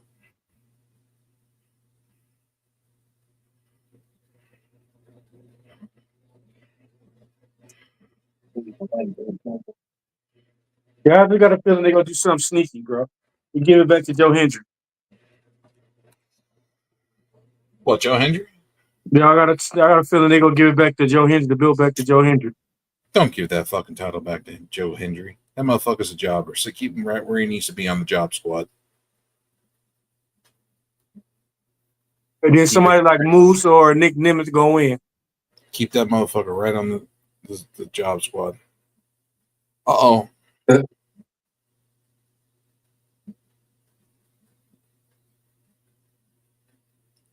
Zoe Stark has completed her surgery following her injury, and she announced her retirement. Damn. After her injury, she announced her retirement. Is this true? And it confirmed I tore my ACL. My knees are officially made of glass, and unfortunately, I will have to retire from WWE and pro wrestling as a whole. I was really enjoying entertaining the fans each and every week, but before I leave, I want to go ahead and roast all these trash cans on the WWE roster. Kairi Sane, I don't have beef with you, but you soft as hell. This bum wasn't in the right spot for my drop kick, which led to me getting this injury. So, Kairi, if you ever see me in public, just know I'll be turning you from Kairi Sane into Kairi Payne. I just got done with an MRI, and it confirmed I tore my ACL. My knees are officially made of glass. And damn. Shots fired. Right. I don't know if that's real or AI, but it looks kind of real. Damn, she said if I see you on site. He said it's on site. Was that off her official YouTube page? Bro, she said it's on site. Hold on, let me see if this is. No, it's fake. It's fake. Okay. It's fake. It's fake. I did a little more research. It is fake. I was about to say, she ain't never come back to WWE and wrestle again. He said some shit like that. I just think it's fucking funny. And for all the people that don't respect Braun Strowman, this is for you. Braun Strowman's pain. Yeah. You never saw. You see the monster. You see the strength, the power, the chaos. But behind the muscles, behind the roar, is pain. You've never imagined. Braun Strowman wasn't just fighting opponents in the ring. He was fighting his own body every single night. He wrestled with a left leg that was 15% paralyzed, nerve damage from his lower back. Most men wouldn't walk. He went to war. He's had elbow surgery twice. His teeth, they're fake, not just battle scars. They're reminders of the pain he survived. Remember the Wyatt family swamp fight? He went through a windshield, real glass, real blood, real damage, and he didn't back down. Then he broke his neck. Doctors had to place a metal plate and 4 screws into his spine. And yet, he came back stronger. In the last man standing match against Bronson Reed, just 2 minutes in, he tore his groin. Most wrestlers would stop, Ron. He went 20 more minutes, roaring, fighting, surviving. Because that's who he is. You call him a monster? No, he's something more. A warrior. A man who's endured more than we'll ever know, and still stood tall. Respect the pain. Yeah, you gotta respect that man. Put some respect on that man's name. All the work he's done and all the times he's wrestled injured and hurt and all that shit, like, you got to put respect on the man's name. Yeah. How long does it take for fingers injuries to heal? What kind of injury is it? Yeah. What do we got here?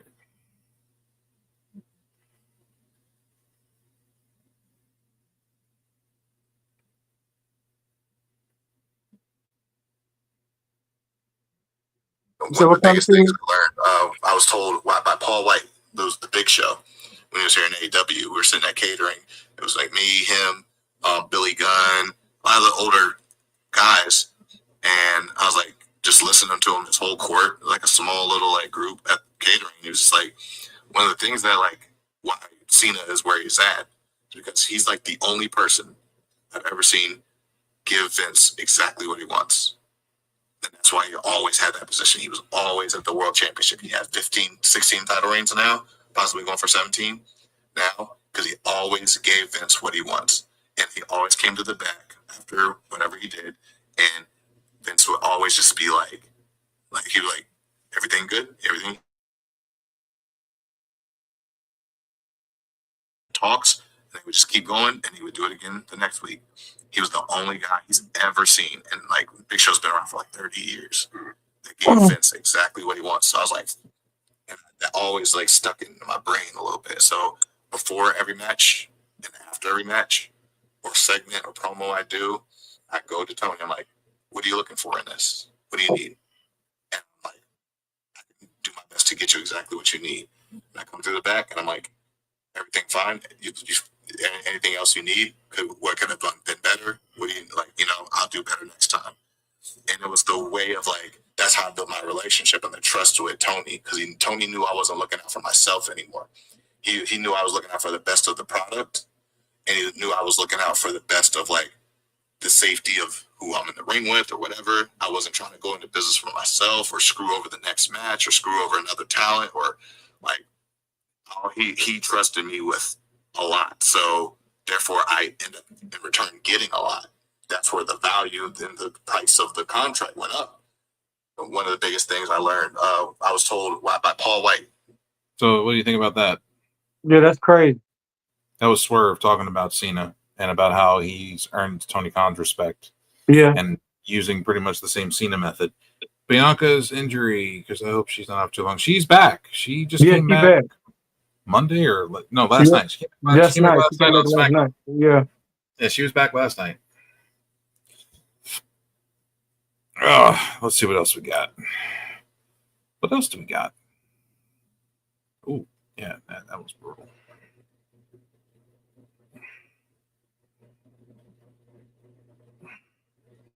Yeah, she's Bailey clear. is done. She's washed up. You hear She's this? boring. Yeah. She's nothing. She's nothing anymore. Disagree. What does she bring to the table? What does Bailey? If you dropped Bailey off the roster today, what would we lose? You could say that about a lot of people. No, I didn't ask about a lot of people. I asked about Bailey. I also agree with the Jeezer. He said she's been boring since day freaking one. There are certain superstars, and when I was in the WWE for 13 years, there would be certain people, and she'd be one of them that you'd walk around backstage going, how in the world is she winning the Royal Rumble? Or how in the world is he doing that? To me, I've never, and I think she's a very sweet person, but there's a lot of sweet people. But I just don't think she's ever sold a ticket. Like, ever sold a ticket for any, rivalry that she's ever done? Bailey is done. Washed up. So what do you think about that? That was from Jonathan Coachman on the Last Word podcast, I believe. Yeah, Jonathan Coachman's funny too. She's boring. Yeah. He's nothing. He's funny as hell. What's the last word? And I think Victoria is in the panel as well. And I agree with him. Yeah. I'm one of those people that's I've been in agreement that Bailey has never been anything to the roster since day one. I think Bailey, if you drop Bailey off the roster, I don't think it would make any difference. Who would you pick, her or Mercedes Monet, Sasha Banks? I'd rather keep Mercedes. Yeah. Sorry. Rather keep Sasha Banks. Sasha Banks was actually entertaining. Her matches with Charlotte were great. Some of the best women's matches actually that they've had. Really? Mm-hmm. Who convinced you? Who finally talked you into liking Sasha Banks, bro? Nobody. I just have never really been a Bailey fan, and I've always felt that she's been overrated as fuck. Bailey overrated. Bailey, like one of the most overrated wrestlers in wrestling history. Damn. Is that bad? Everybody agrees. Bailey never hit. Bailey was never a fucking big thing. Come on, man. She looked like the Down syndrome girl from fucking Family Guy with the sideways ponytail. Until you see her on OnlyFans. Huh? She ain't never gonna have an OnlyFans. The only thing she'd ever have is a Saturday morning PBS show where she sits on a comfy couch and plays with toys. No, don't say that about Bailey. They're gonna put her on the big comfy couch. They're gonna put her on the big comfy couch, and they're gonna put her in a fucking with makeup on like a clown, and they're gonna have her dance around and jiggaloo on live PBS television for the kiddies. I'll tell you what, she got OnlyFans. I'm willing to pay that $3.99 for her. EOD33, what's going on, Wrestling Hub? How are you, sir? I sent you the link if you want to jump in. You're more than welcome. I know I don't know how much longer we're going to be on. It's already almost 2 hours. Hey, I'll pay that $3.99 tomorrow. We will get you a link for tomorrow for the kick. We're gonna need some smoke for the kick. Yeah. We want to save the smoke for the kick. We're gonna need that smoke. Yeah. You hear me, bro? I said I'll pay that $3.99 for our OnlyFans. Because kick is highly unrated, so we can go deep on the kick. We can show shit. We can talk shit. You get real nasty. We could damn near show a murder scene on that bitch. Yeah, get real nasty. I'd rank the horsewoman like this is in terms of in-ring. Now, ever since she won at 40, she kind of feels whatever, but I still like her. Talking about Bailey? Yeah, we'll need you tomorrow because, like I said, tomorrow, make sure if you want to promote or whatever, we're gonna be on Kick. I'll have Alex send you the link to make sure you have it, and I'll have him so you can I'll also have him send you the link so you can promote the Kick tomorrow as well, so you can try to get some people in the live with us. We're going to talk about all this other stuff tomorrow. We're also going to talk about Alberto Del Rio assaulting Vikingo's father on live TV, and getting thrown out of the by the producers. So that's going to be another topic we talk about tomorrow in depth with the video. Just trying to spread us out a little bit. Trying to make sure we got coverage on all these different nights. Mercedes, Charlotte, Becky, Bailey. Now, I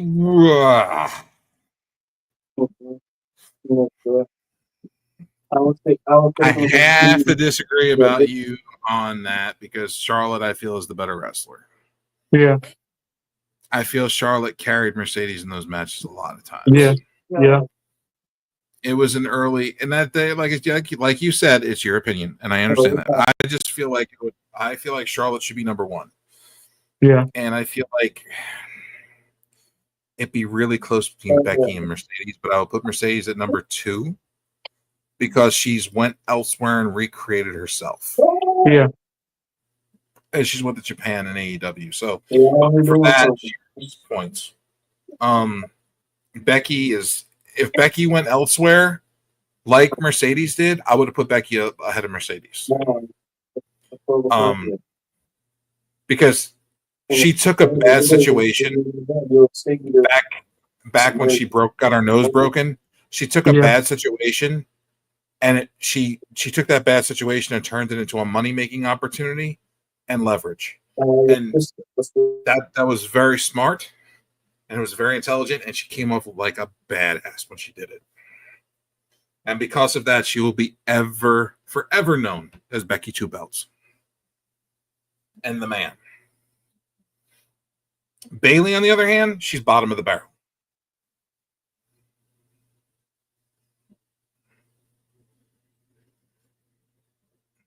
No. Charlotte's match since she's come back, yeah, I agree with that. But like, we're looking at post her comeback, post her for her last, post her last injury.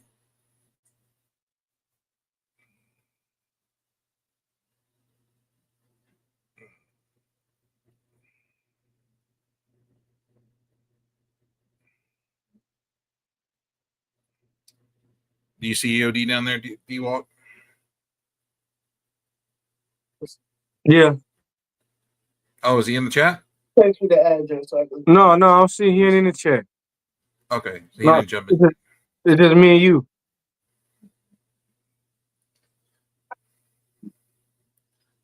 Well, Charlotte sandbagged Tiffany Stratton at WrestleMania. That and the whole thing with her and Tiffany in that one promo went off script. Charlotte was the one that went off script. Charlotte was the one that fucked things up.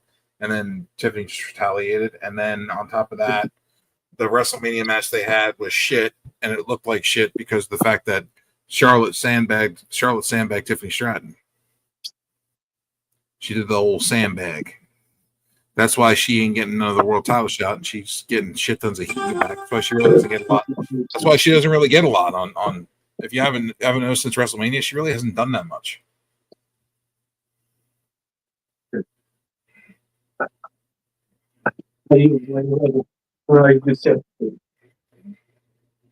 Yeah, see, I'm not going off who I like more. I'm just going off. I'm not going off who I like more. DT2. I'm going off of performance, and that the fact that Mercedes, like I said, she reinvented herself with AEW and New Japan. That's the main thing that made her secure that number 2 spot over Becky. Charlotte, on the other hand, is a 14-time women's champion, and she's proven herself time and time again. I'm not a big fan of her work right now. I don't. Yo, and plus we seen Charlotte first match. We seen Charlotte damn near this could be sooner, possibly her last match. We didn't see everybody have a first match, last match before they even was made up and everything, bro. I'm not just. You hear me? Yeah, I'm reading the comments. She's the best performer out of the 4 horsewomen, definitely right now. I mean, if you're going off just right now and you're not going off their entire career, maybe that would work. But I mean, I'm going off of the broad span spectrum. I'm going off of their entire career. That's where I'm going off of. I can't. I have trouble looking at a performer and only judging them off of their performance as of right now. I like to look at their entire career and see where they've come from and where they're at and what they've done along the way. So I look at like the broad span, the big picture, versus looking at the last couple months or last year. He can't do that. That's like comparing Michael Jordan and LeBron James. You can't do that. Yeah, it's hard.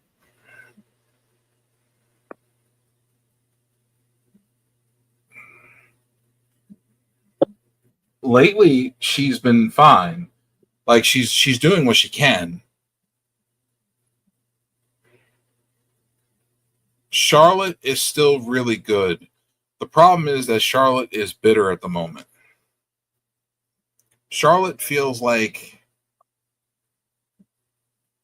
Charlotte is like she's the old horse. Like, she's reliable, she's strong. There's nothing wrong with her. She knows all the tricks, she knows all the moves, she knows everything. Yeah. But she's older. And then you have people in the company like Tiffany Stratton that are younger and prettier, and they're nice. They're super pretty horses, and they're new toys, and everybody loves them. And with the makeup on. And and then they want to play with the new shiny new toy, and their old toys get thrown away. And that's kind of where Charlotte's at right now. So she's very bitter. She's one of those bitter people because she's not the young, hot new thing no more. She's the old. People ain't looking at me like that no more. People aren't interested in me no more. They're interested more in her. She's more bitter. And I feel like that's affecting her wrestling and her performance.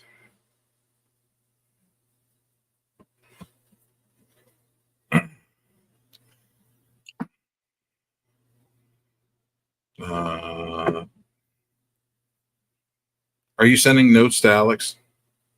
No, I'm not. No, I wasn't. You should be sending messages to him with these timestamps of topics, remember? Oh shit, yeah. Instead of feeding your face. I ate all day. Huh? That sounds like a you problem. I don't know why you didn't eat all day. I'm on a diet. Yeah, diet what? What are you sitting on a diet soda?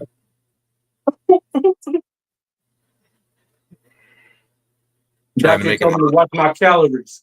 Trying to make it hot so it pops up your butt, and then you're talking about doc said to watch your calories. So what are you doing? Staring at the calorie counter as you're eating? Something like that, yeah. 5,000, 6,000, 7,000, 8,000. I'm watching it, Doc. It's going up, but I'm still going. I'm gonna try to break my high score.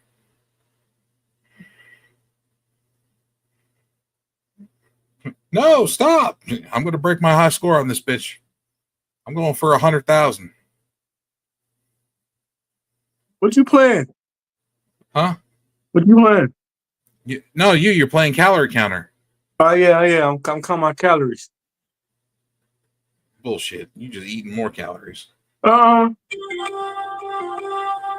You ever look and see how many calories are in your beer? Not enough.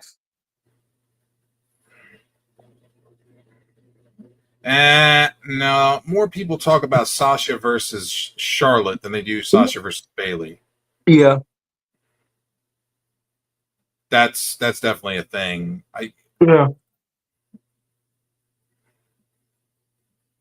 I mean, I'm not saying she's not good. I'm just saying that she's like she's building a brand outside of WWE, which is not easy to do. That's the first thing. Building a brand outside WWE is hard. Even with AEW, it's still hard. Talk about Gunther. Hey, Gunther give me like damn, who did I say? He kind of give me JBL vibes. What you think? I mean, I can see where you're coming from. I'd like to see them do something more with him, but it's because of who he's wrestling.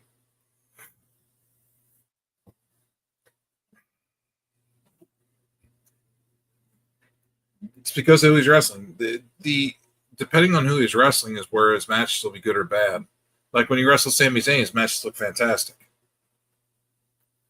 When he wrestles other people, his matches look good. Some people. Yeah. And so he wrestles some people, and then some of the people he wrestles, his matches look like shit.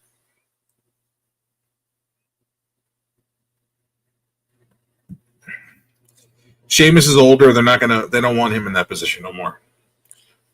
We'll be lucky if we see Sheamus win the IC title one time. Right. That's fucked up, and he should.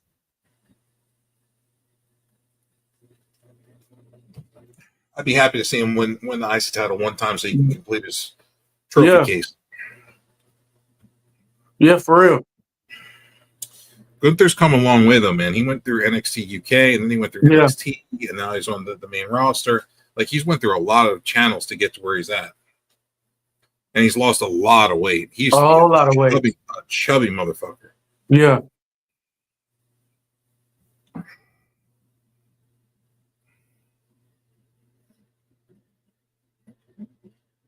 And then a lot of people didn't know this either. Did you know that the Creed brothers are actually real brothers? Yeah. Just because they don't look alike. But they don't look alike at all. They look completely different. Well, you could tell they brothers, bro. I'd like to see Ilya come back as well. I just don't know where they're gonna put him on the card when he does. I think they're doing it. I think they were doing him like they are Carmella. They're kind of just putting him at the bottom. They don't seem alike to me.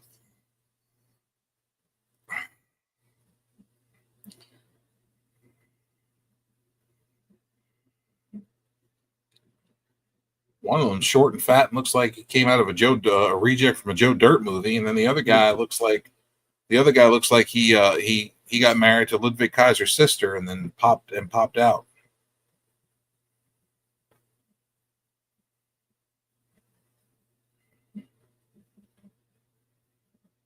In other words, I was saying redneck trash and Euro trash.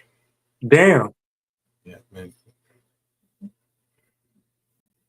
Damn, why you gotta be all that? And then you get the Creed brothers.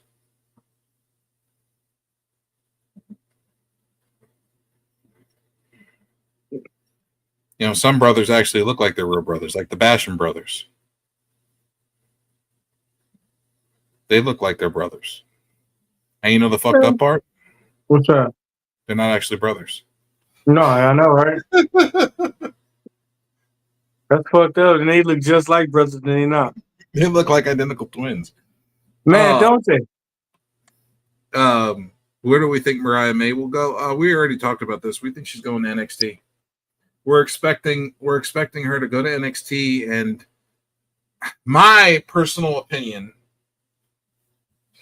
what I think is, I feel that they could have her go to NXT, and they could have Fallon Henley and Jasmine Nix fuck over JC Jane for the world title, and have Mariah May as the catalyst that caused it. And Mariah May could be like, I was the reason why Fallon and Jasmine helped you in your world title match. I was the reason why they helped you win the belt, because they were having you win the belt so that you can lose it to me. And then you could have Mariah May over with the Fallon Henley group with her and Nix. And then you have to have Jasmine work her way back up through the ranks to have another match with Mariah. I think that would work out very well. And then you could have Mariah May, if they want to move her to the main roster, probably around November, December, around the holiday time. You can have her lose the belt. I would have Zarya beat Sol Ruka for the women's North American title. Mm-hmm. And then I would have Sol Ruka go on like a redemption arc where she's building herself back up, winning matches. And then you have Sol Ruka versus Mariah May for the world title. And you have Mariah May destroy her all match long. And then Sol Ruka hits one Soul Snatcher and gets the 1-2-3 really quickly and wins the world title. Don't get me wrong, Sol Ruka go be a world champion. And I think that if you do it that way, you can book Sol Ruka as the babyface still. You can move Mariah May to the main roster at that point because she's more than ready. And then I think after that, I think you're good for a little while. You'll be good. You hear me, bro? And then eventually you could have Zarya take the belt off of Sol Ruka. You hear me? What? I said I see Sol Ruka got potential to be a world champion. She does. Yeah. I could see a world champion by next year. I would say, yeah, but I don't think Fallon's going to be a face. I think what's going to happen is I think that Mariah was working behind the scenes, talking with Fallon and with Jasmine Nix and they orchestrate this whole big thing behind the scenes to fuck over JC Jane, to make her at her highest and then bring her down to her lowest. And that would make for a great match with Fallon, with JC Jane versus Mariah May. And you could have JC Jane versus Fallon Henley, JC Jane versus Jasmine Nix, JC Jane versus Mariah May. Then you get 3 matches out of it. And all would be good.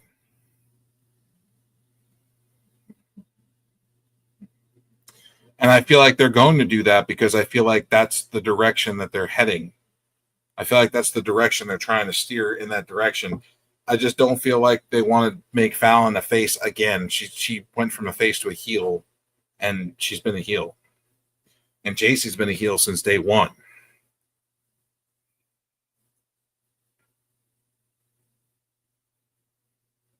Well, she got injured. She had that injury a while back, and she had to heal from it. And then she had that feud with Gigi Dolan. And then Gigi Dolan got hurt. And they had to wait for her to come back to fucking finish that off. And then they moved her from there over to the Thea Hale thing, where she was doing the Thea Hale bad girl gimmick. And then from there, when she was with Chase U and Thea Hale, then she went over to the other group, Fatal Influence, with Fallon and Jasmine Nix.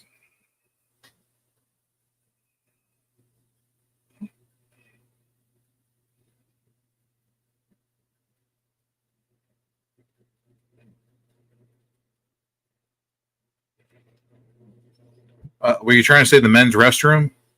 You don't know why she hasn't been to the men's restroom? She probably has. She probably went from catering to the men's restroom, took care of a couple things, and then went back to catering, ate a little more, and then maybe went to the ring. Maybe. I mean, took care of a couple of things. Huh? What do you mean took care of a couple of things? What do you mean by that? Well, you know what happens in the men's restroom. Maybe there's a glory hole in there. You need to let me know which one. Huh? Let me know which one she at. You know about the Diddy parties. I'm sure you know where they're all hiding out there in Michigan. Ain't no party like a Diddy party. Free Diddy. He walks said, grab my baby oil. That's disgusting, Joe. Yeah, it might be disgusting, but I am a crazy, sick individual, and I come up with jokes off the top of my head just off reading miscued words. Yeah, ain't no party like a Diddy party. Ask Joe. I think all the women in WWE are like that.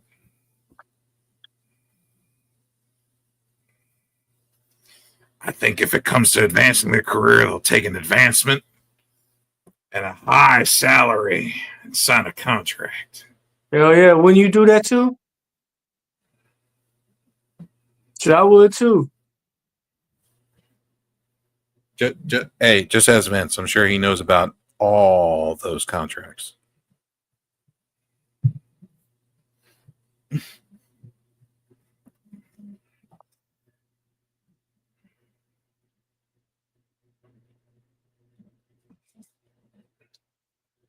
Maybe not all of them, but there was a lot of NDAs signed over the years. So many that Vince had to have his own filing cabinet for them. Well, at least he had the money to pay for them. It's bad when you got a whole filing cabinet of NDAs. Hey, at least he had the money to pay for it. Hey, I ain't mad at it. I'm just like, when he asked me a question, he said, "Do I think that the women in WWE are like that?" And I said, "Well, Vince had a whole locker room, a whole fucking filing cabinet full of NDAs, so I don't know." Most likely they agree to this stuff too. A lot of the people don't seem like that type. You go back and you look at some of the people that are being accused, and you're like, well, she seems like a nice girl. She doesn't seem like that. And then there are some of the freakiest bitches out there, and you don't realize it, and then you're like, holy crap, she really did that and that and that and that. And, oh my god, hey, girls going wild. I never even heard of that. Like, Hey, you remember some kids seen their school teacher on Girls Gone Wild? They didn't think they was like that. Yeah, like how did a midget fit up there and spray seltzer back out of it? Like what Mm. what are we talking about? That's my teacher right there on flashing her top. Wait, she's spreading her legs. Wait, why is there a midget clown in there? And why is he spraying seltzer out of there? Right. And that's your school teacher, though. Come on, you don't know what people doing.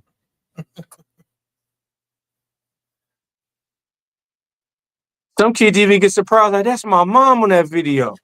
They already have proven that he has had over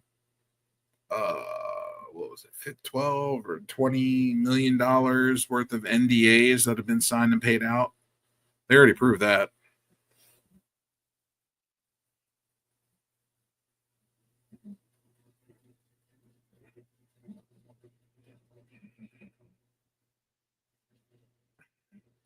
And then you got to go back and talk about the Ring Boy scandal and a lot of the other stuff going on over there. Pat Patterson taking turns with the young boys over there. Wow. What? Wow. Why you gonna bring up Pat? Hey, he's in the Ring Boy scandal. Yeah, but you know he gone. He ain't here. He can't fight. He can't fight it. He liked to tickle the little pickles. I don't know. He can't fight his way out of that one. All right. He'd be trying to fight his way out of a pickle jar at that point. Wow.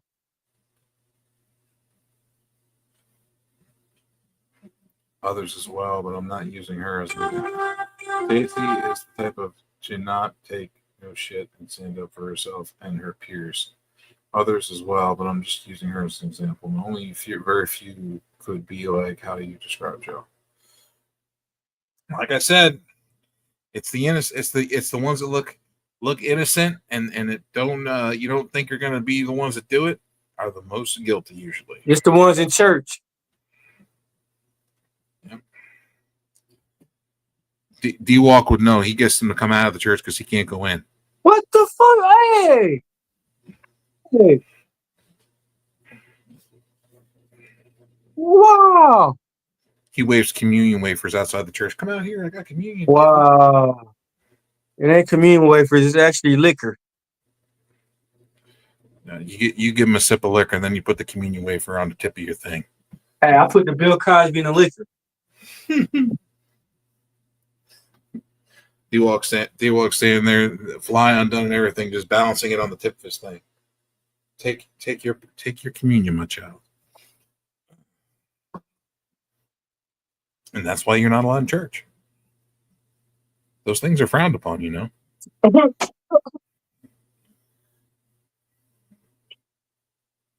Yeah. I Bill Cosby Hey, look. when somebody. Look, I can think they're like that because I could tell you this for a fact. There's no woman in this world that if you flash $1 million in front of her and say, get on your knees, they ain't doing it. Hey, look, even the preacher is cricket right now.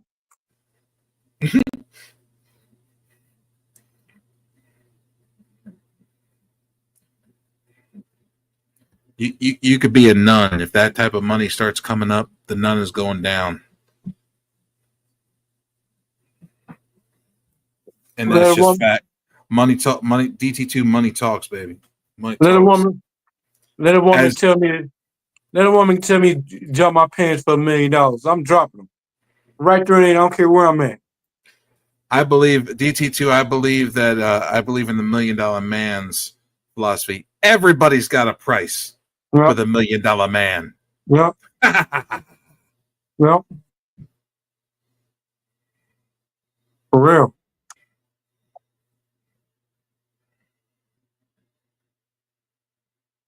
I mean, they had Virgil sell himself to be Benson. Yeah. They were Robert Guillaume his ass. I was like, holy shit, that's kind of fucked up. He was kissing feet and everything.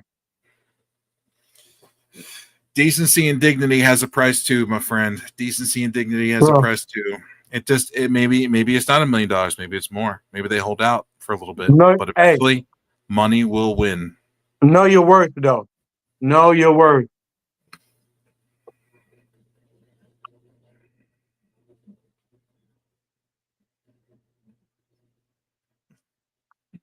You could assume that there's honesty in this world. Yeah, don't look for the good in people. Just realize that and it's not saying that they're evil people. It's just saying that, you know, a lot of money walks your way. You're not going to say no. You know, I mean, even a married woman, even a woman that's happily married, if that type of money walked up, they would literally be like, "Can I talk to my husband first?" There's the conversation, and the husband's probably going to be like, "Are you stupid? You should have dropped down and did that shit right away." Because most husbands are like, "Well, it's like it's a one-time thing, and it's done, and then we're going to be millionaires." Yeah, I'm good with that. Let her do that, and then when we get the money, I'm gonna break up with her and take half of the money. Yeah, but understand, DT2, you're saying that they look very strong-willed and aren't easy to fall. And we see through your bullshit. Right. But at the same time, we're seeing a character portrayed on television.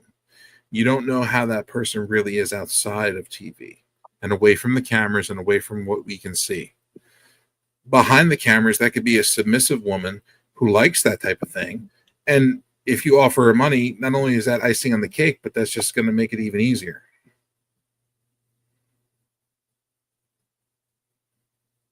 Prime example, China.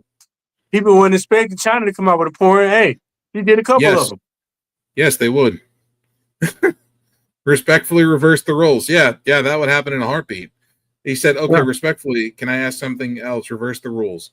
Would a man do that just to stay quiet and have a secrecy with a fucked up boss? Reverse the roles. Of course they fucking would. Are you out of your mind? Haven't you seen Horrible Bosses? Jennifer Aniston, the dentist. Hey, I would have took that though. He gave that bitch the business multiple times.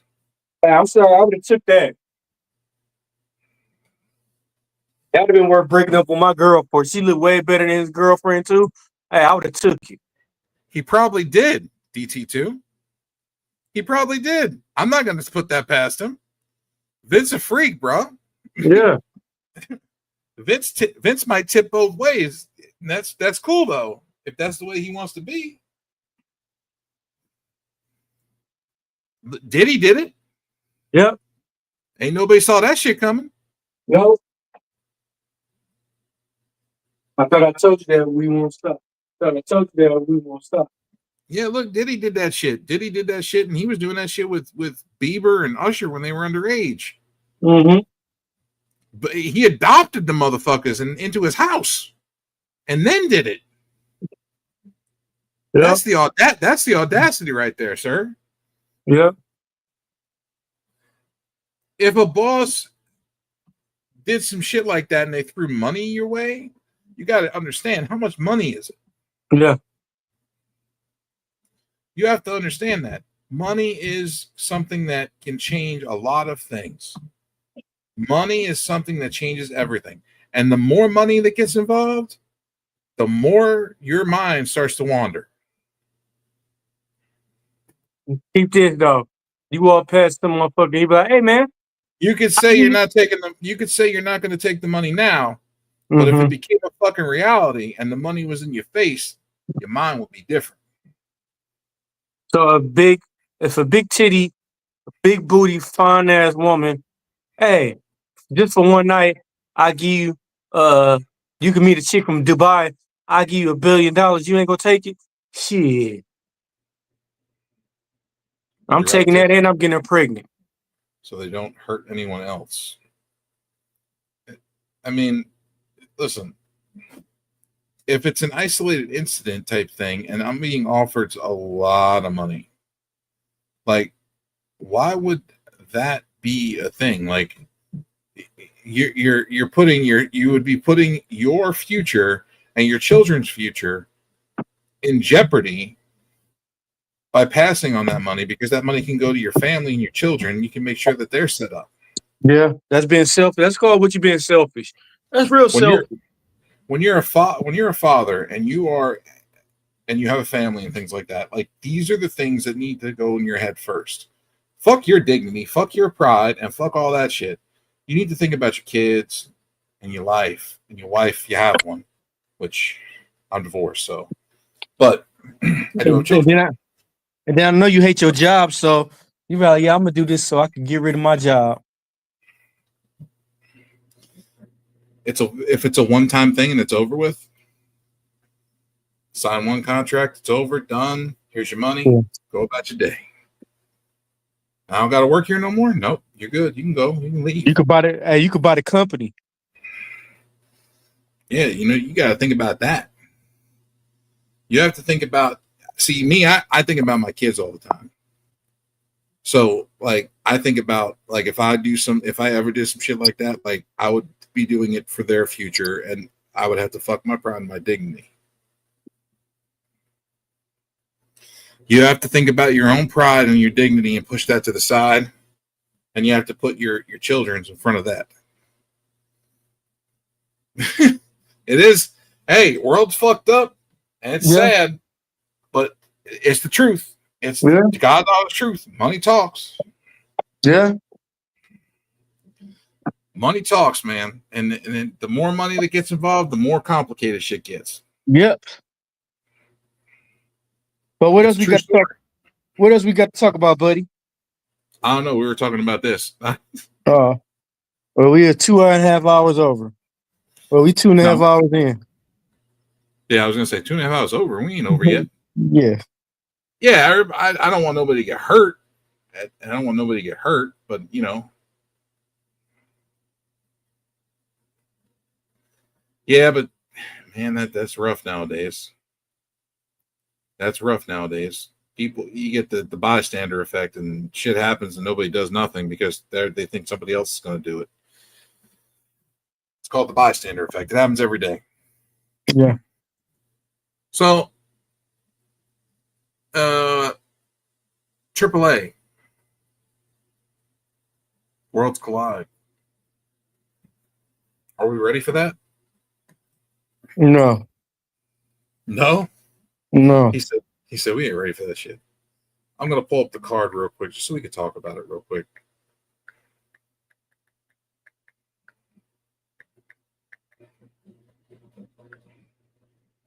Updated card for Worlds Collide. Yay!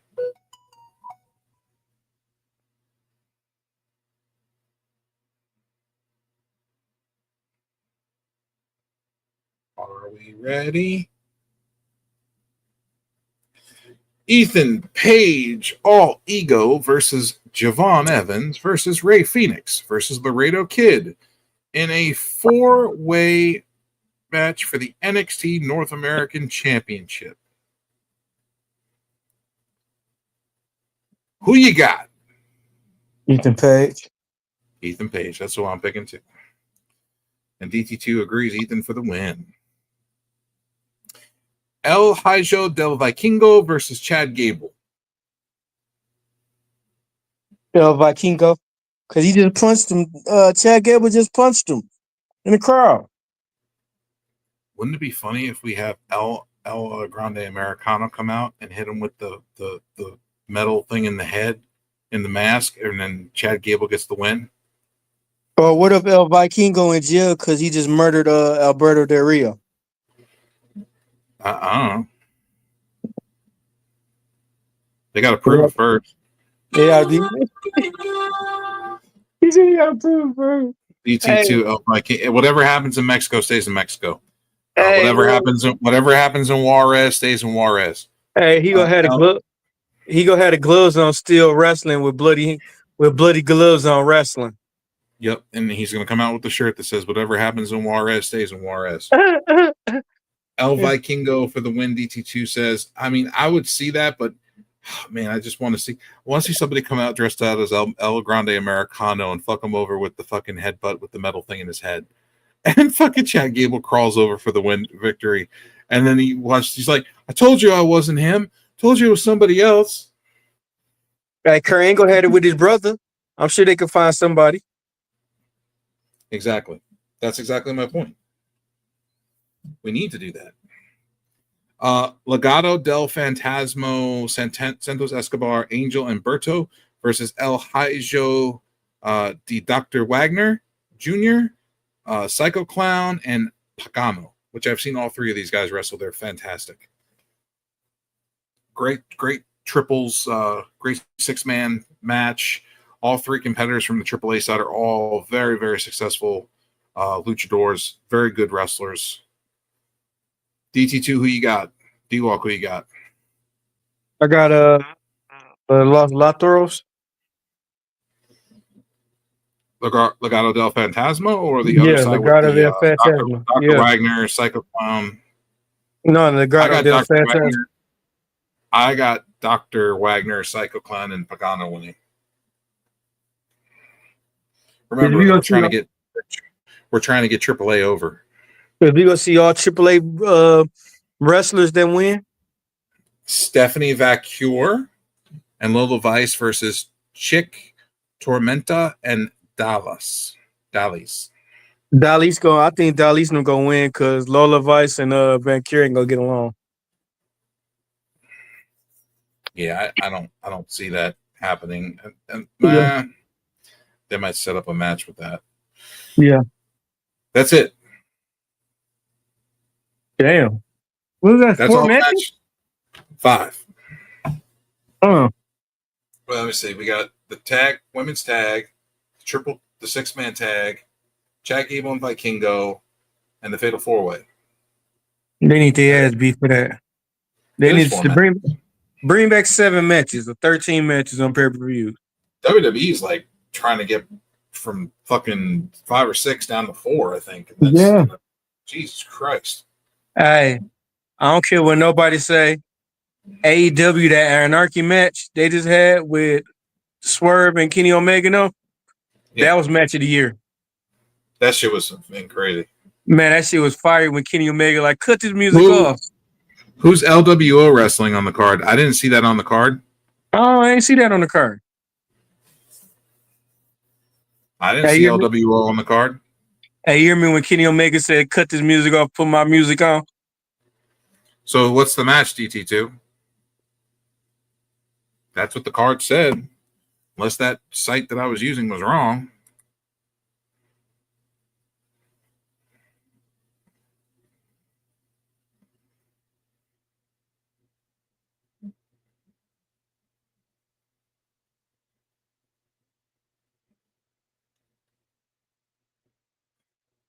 Hang on, I'm looking up now.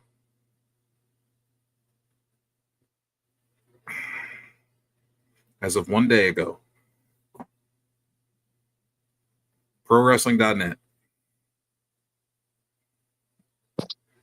1, 2, 3, 4. And then there's a big ass advertisement in the way.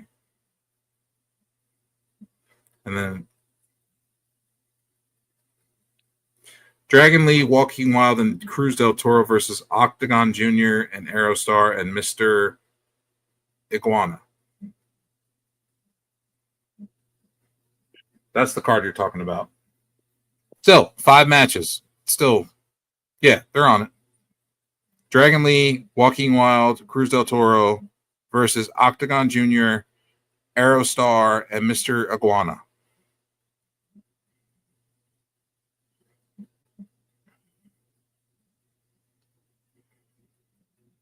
Gabriel Iglesias announced that he will be part of the show. Worlds Collide will stream on YouTube and with English and Spanish commentary options. The show is scheduled to start at 2 Central Time, 3 Eastern Time. The WWE Money in the Bank event will stream later that night on Peacock in the United States via Netflix International.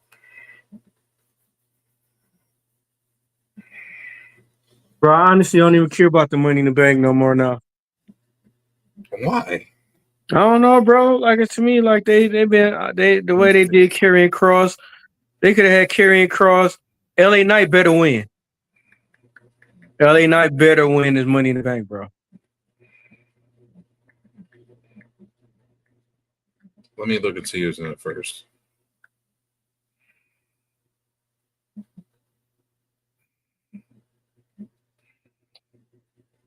I'm pulling the card up now via CBS Sports.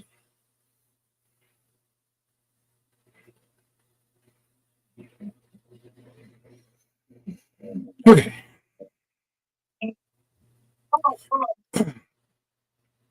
Undisputed champion John Cena and Logan Paul will take on Jey Uso and Cody Rhodes. The Women's Intercontinental Championship match will also be on the line at Money in the Bank, with Becky Lynch taking a second crack at Lyra Valkyria. Confirmed matches for Money in the Bank. Here we go. Solo Sikoa versus LA Knight versus Penta versus Seth Rollins versus Andrade versus to be announced men's Money in the Bank ladder match. They probably won't give it to Seth, unfortunately. Yeah. I think they're going to. I have an odd. And then we got Alexa Bliss versus Roxanne Perez versus Rhea Ripley versus Julia versus Naomi versus to be announced, which the to be announced is Liv Morgan, Ivy Nile, and Stephanie Vancouver.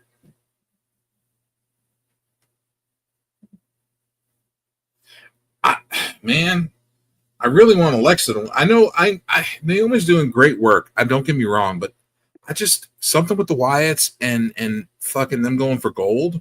I would like to see them have a fucking clean sweep at some point and have all the gold, because they have the power to do that. Bo Dallas, as Uncle Howdy, has the power to be a world champion if they pull the trigger. And you can make Loomis and Gacy the fucking tag champions, make fucking Eric Rowan the U.S. champion, and then make Alexa and fucking Nikki Cross, make Alexa the world champion, and make her and Nikki Cross as the fucking tag champions. Bo is very, very good. Very, very good. In the ring, very good. On the mic, very good. He has it. As far as the women's Money in the Bank, I mean, it's anybody's game. I mean, the women's side is even more tossed up than the men's. I mean, you got Alexa Bliss, Roxanne Perez, Rhea Ripley, Julia, Naomi, and then after Monday, we're probably gonna have Stephanie Vancouver as number 6. So that's like up in the air.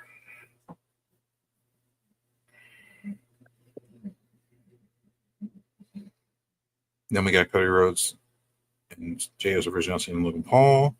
Women's IC title match.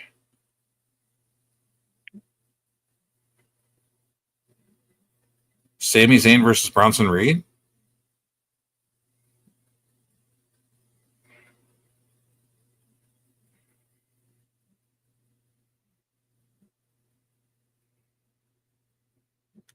They're saying that they think that it might be a match. Sami Zayn versus Bronson Reed.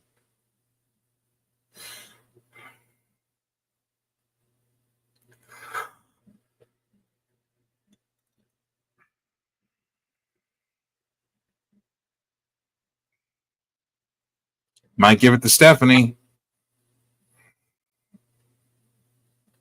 Not confirmed yet. They said that they might change out Sami Zayn for CM Punk, or they might change Bronson Reed out for Braun Breaker, or they might do a tag team match.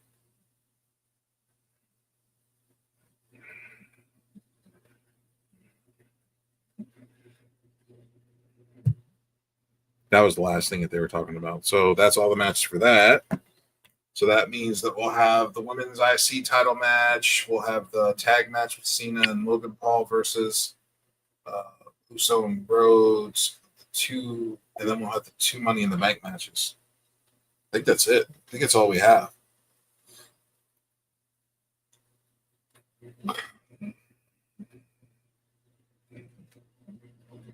Damn, 4 matches. That's it, yeah. Oh shit. Anything else you got to say, partner? I don't know if LA Knight's gonna win the Money in the Bank.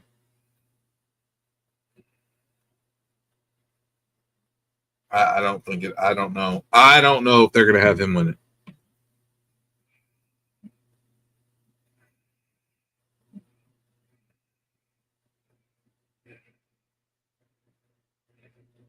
And Alexa has won it before, but having her win it and join the Wyatt Six might be a good twist. And then you can have the Wyatts take the tag titles off of the Profits.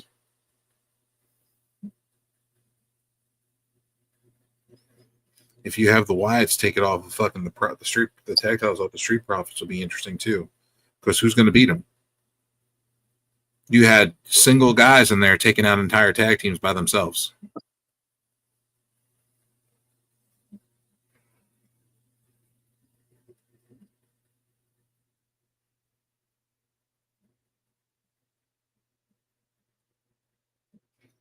Yeah, but Stephanie Vacure and Julia have also been top-notch competitors that people have wanted to watch in NXT. Same with Roxanne Perez. You can't discredit those three individuals either. And they're gonna all be in that match. Anything else, bro? It's that time, bro. You getting sleepy? Yeah, getting sleepy. No, I'm good, man. All right, man. DT2, stop by tomorrow. We're gonna talk more about this, and we're also gonna talk more about the Alberto Del Rio incident where he crashed out on TV and attacked Vikingo's dad, and it was all he had a fucking breakdown or something, or meltdown. We're gonna show the video. We're gonna talk about it, and we're also gonna talk about a couple other things. But we're gonna be on Kick tomorrow, and it's uncensored. So yeah, well, shit get real. Yeah, man. We're gonna be on Kick tomorrow. All right. If you don't have Kick, go ahead and look into it. KICK Kick. I thought it was KIK. No, that's Kick. That's the Kick Messenger. No, it's KICK Kick. Oh, all right, bad. Like All right, oh, damn, why you gotta be all threatening? Oh man. You should be used to that already. You drop your ass off at the church. You don't want to get near that bitch. You know what happens if you do. Wow. Hey. Hellfire Brimstone. Wow. Look like a fucking Kane entrance. Wow. Good night, everybody. Yeah.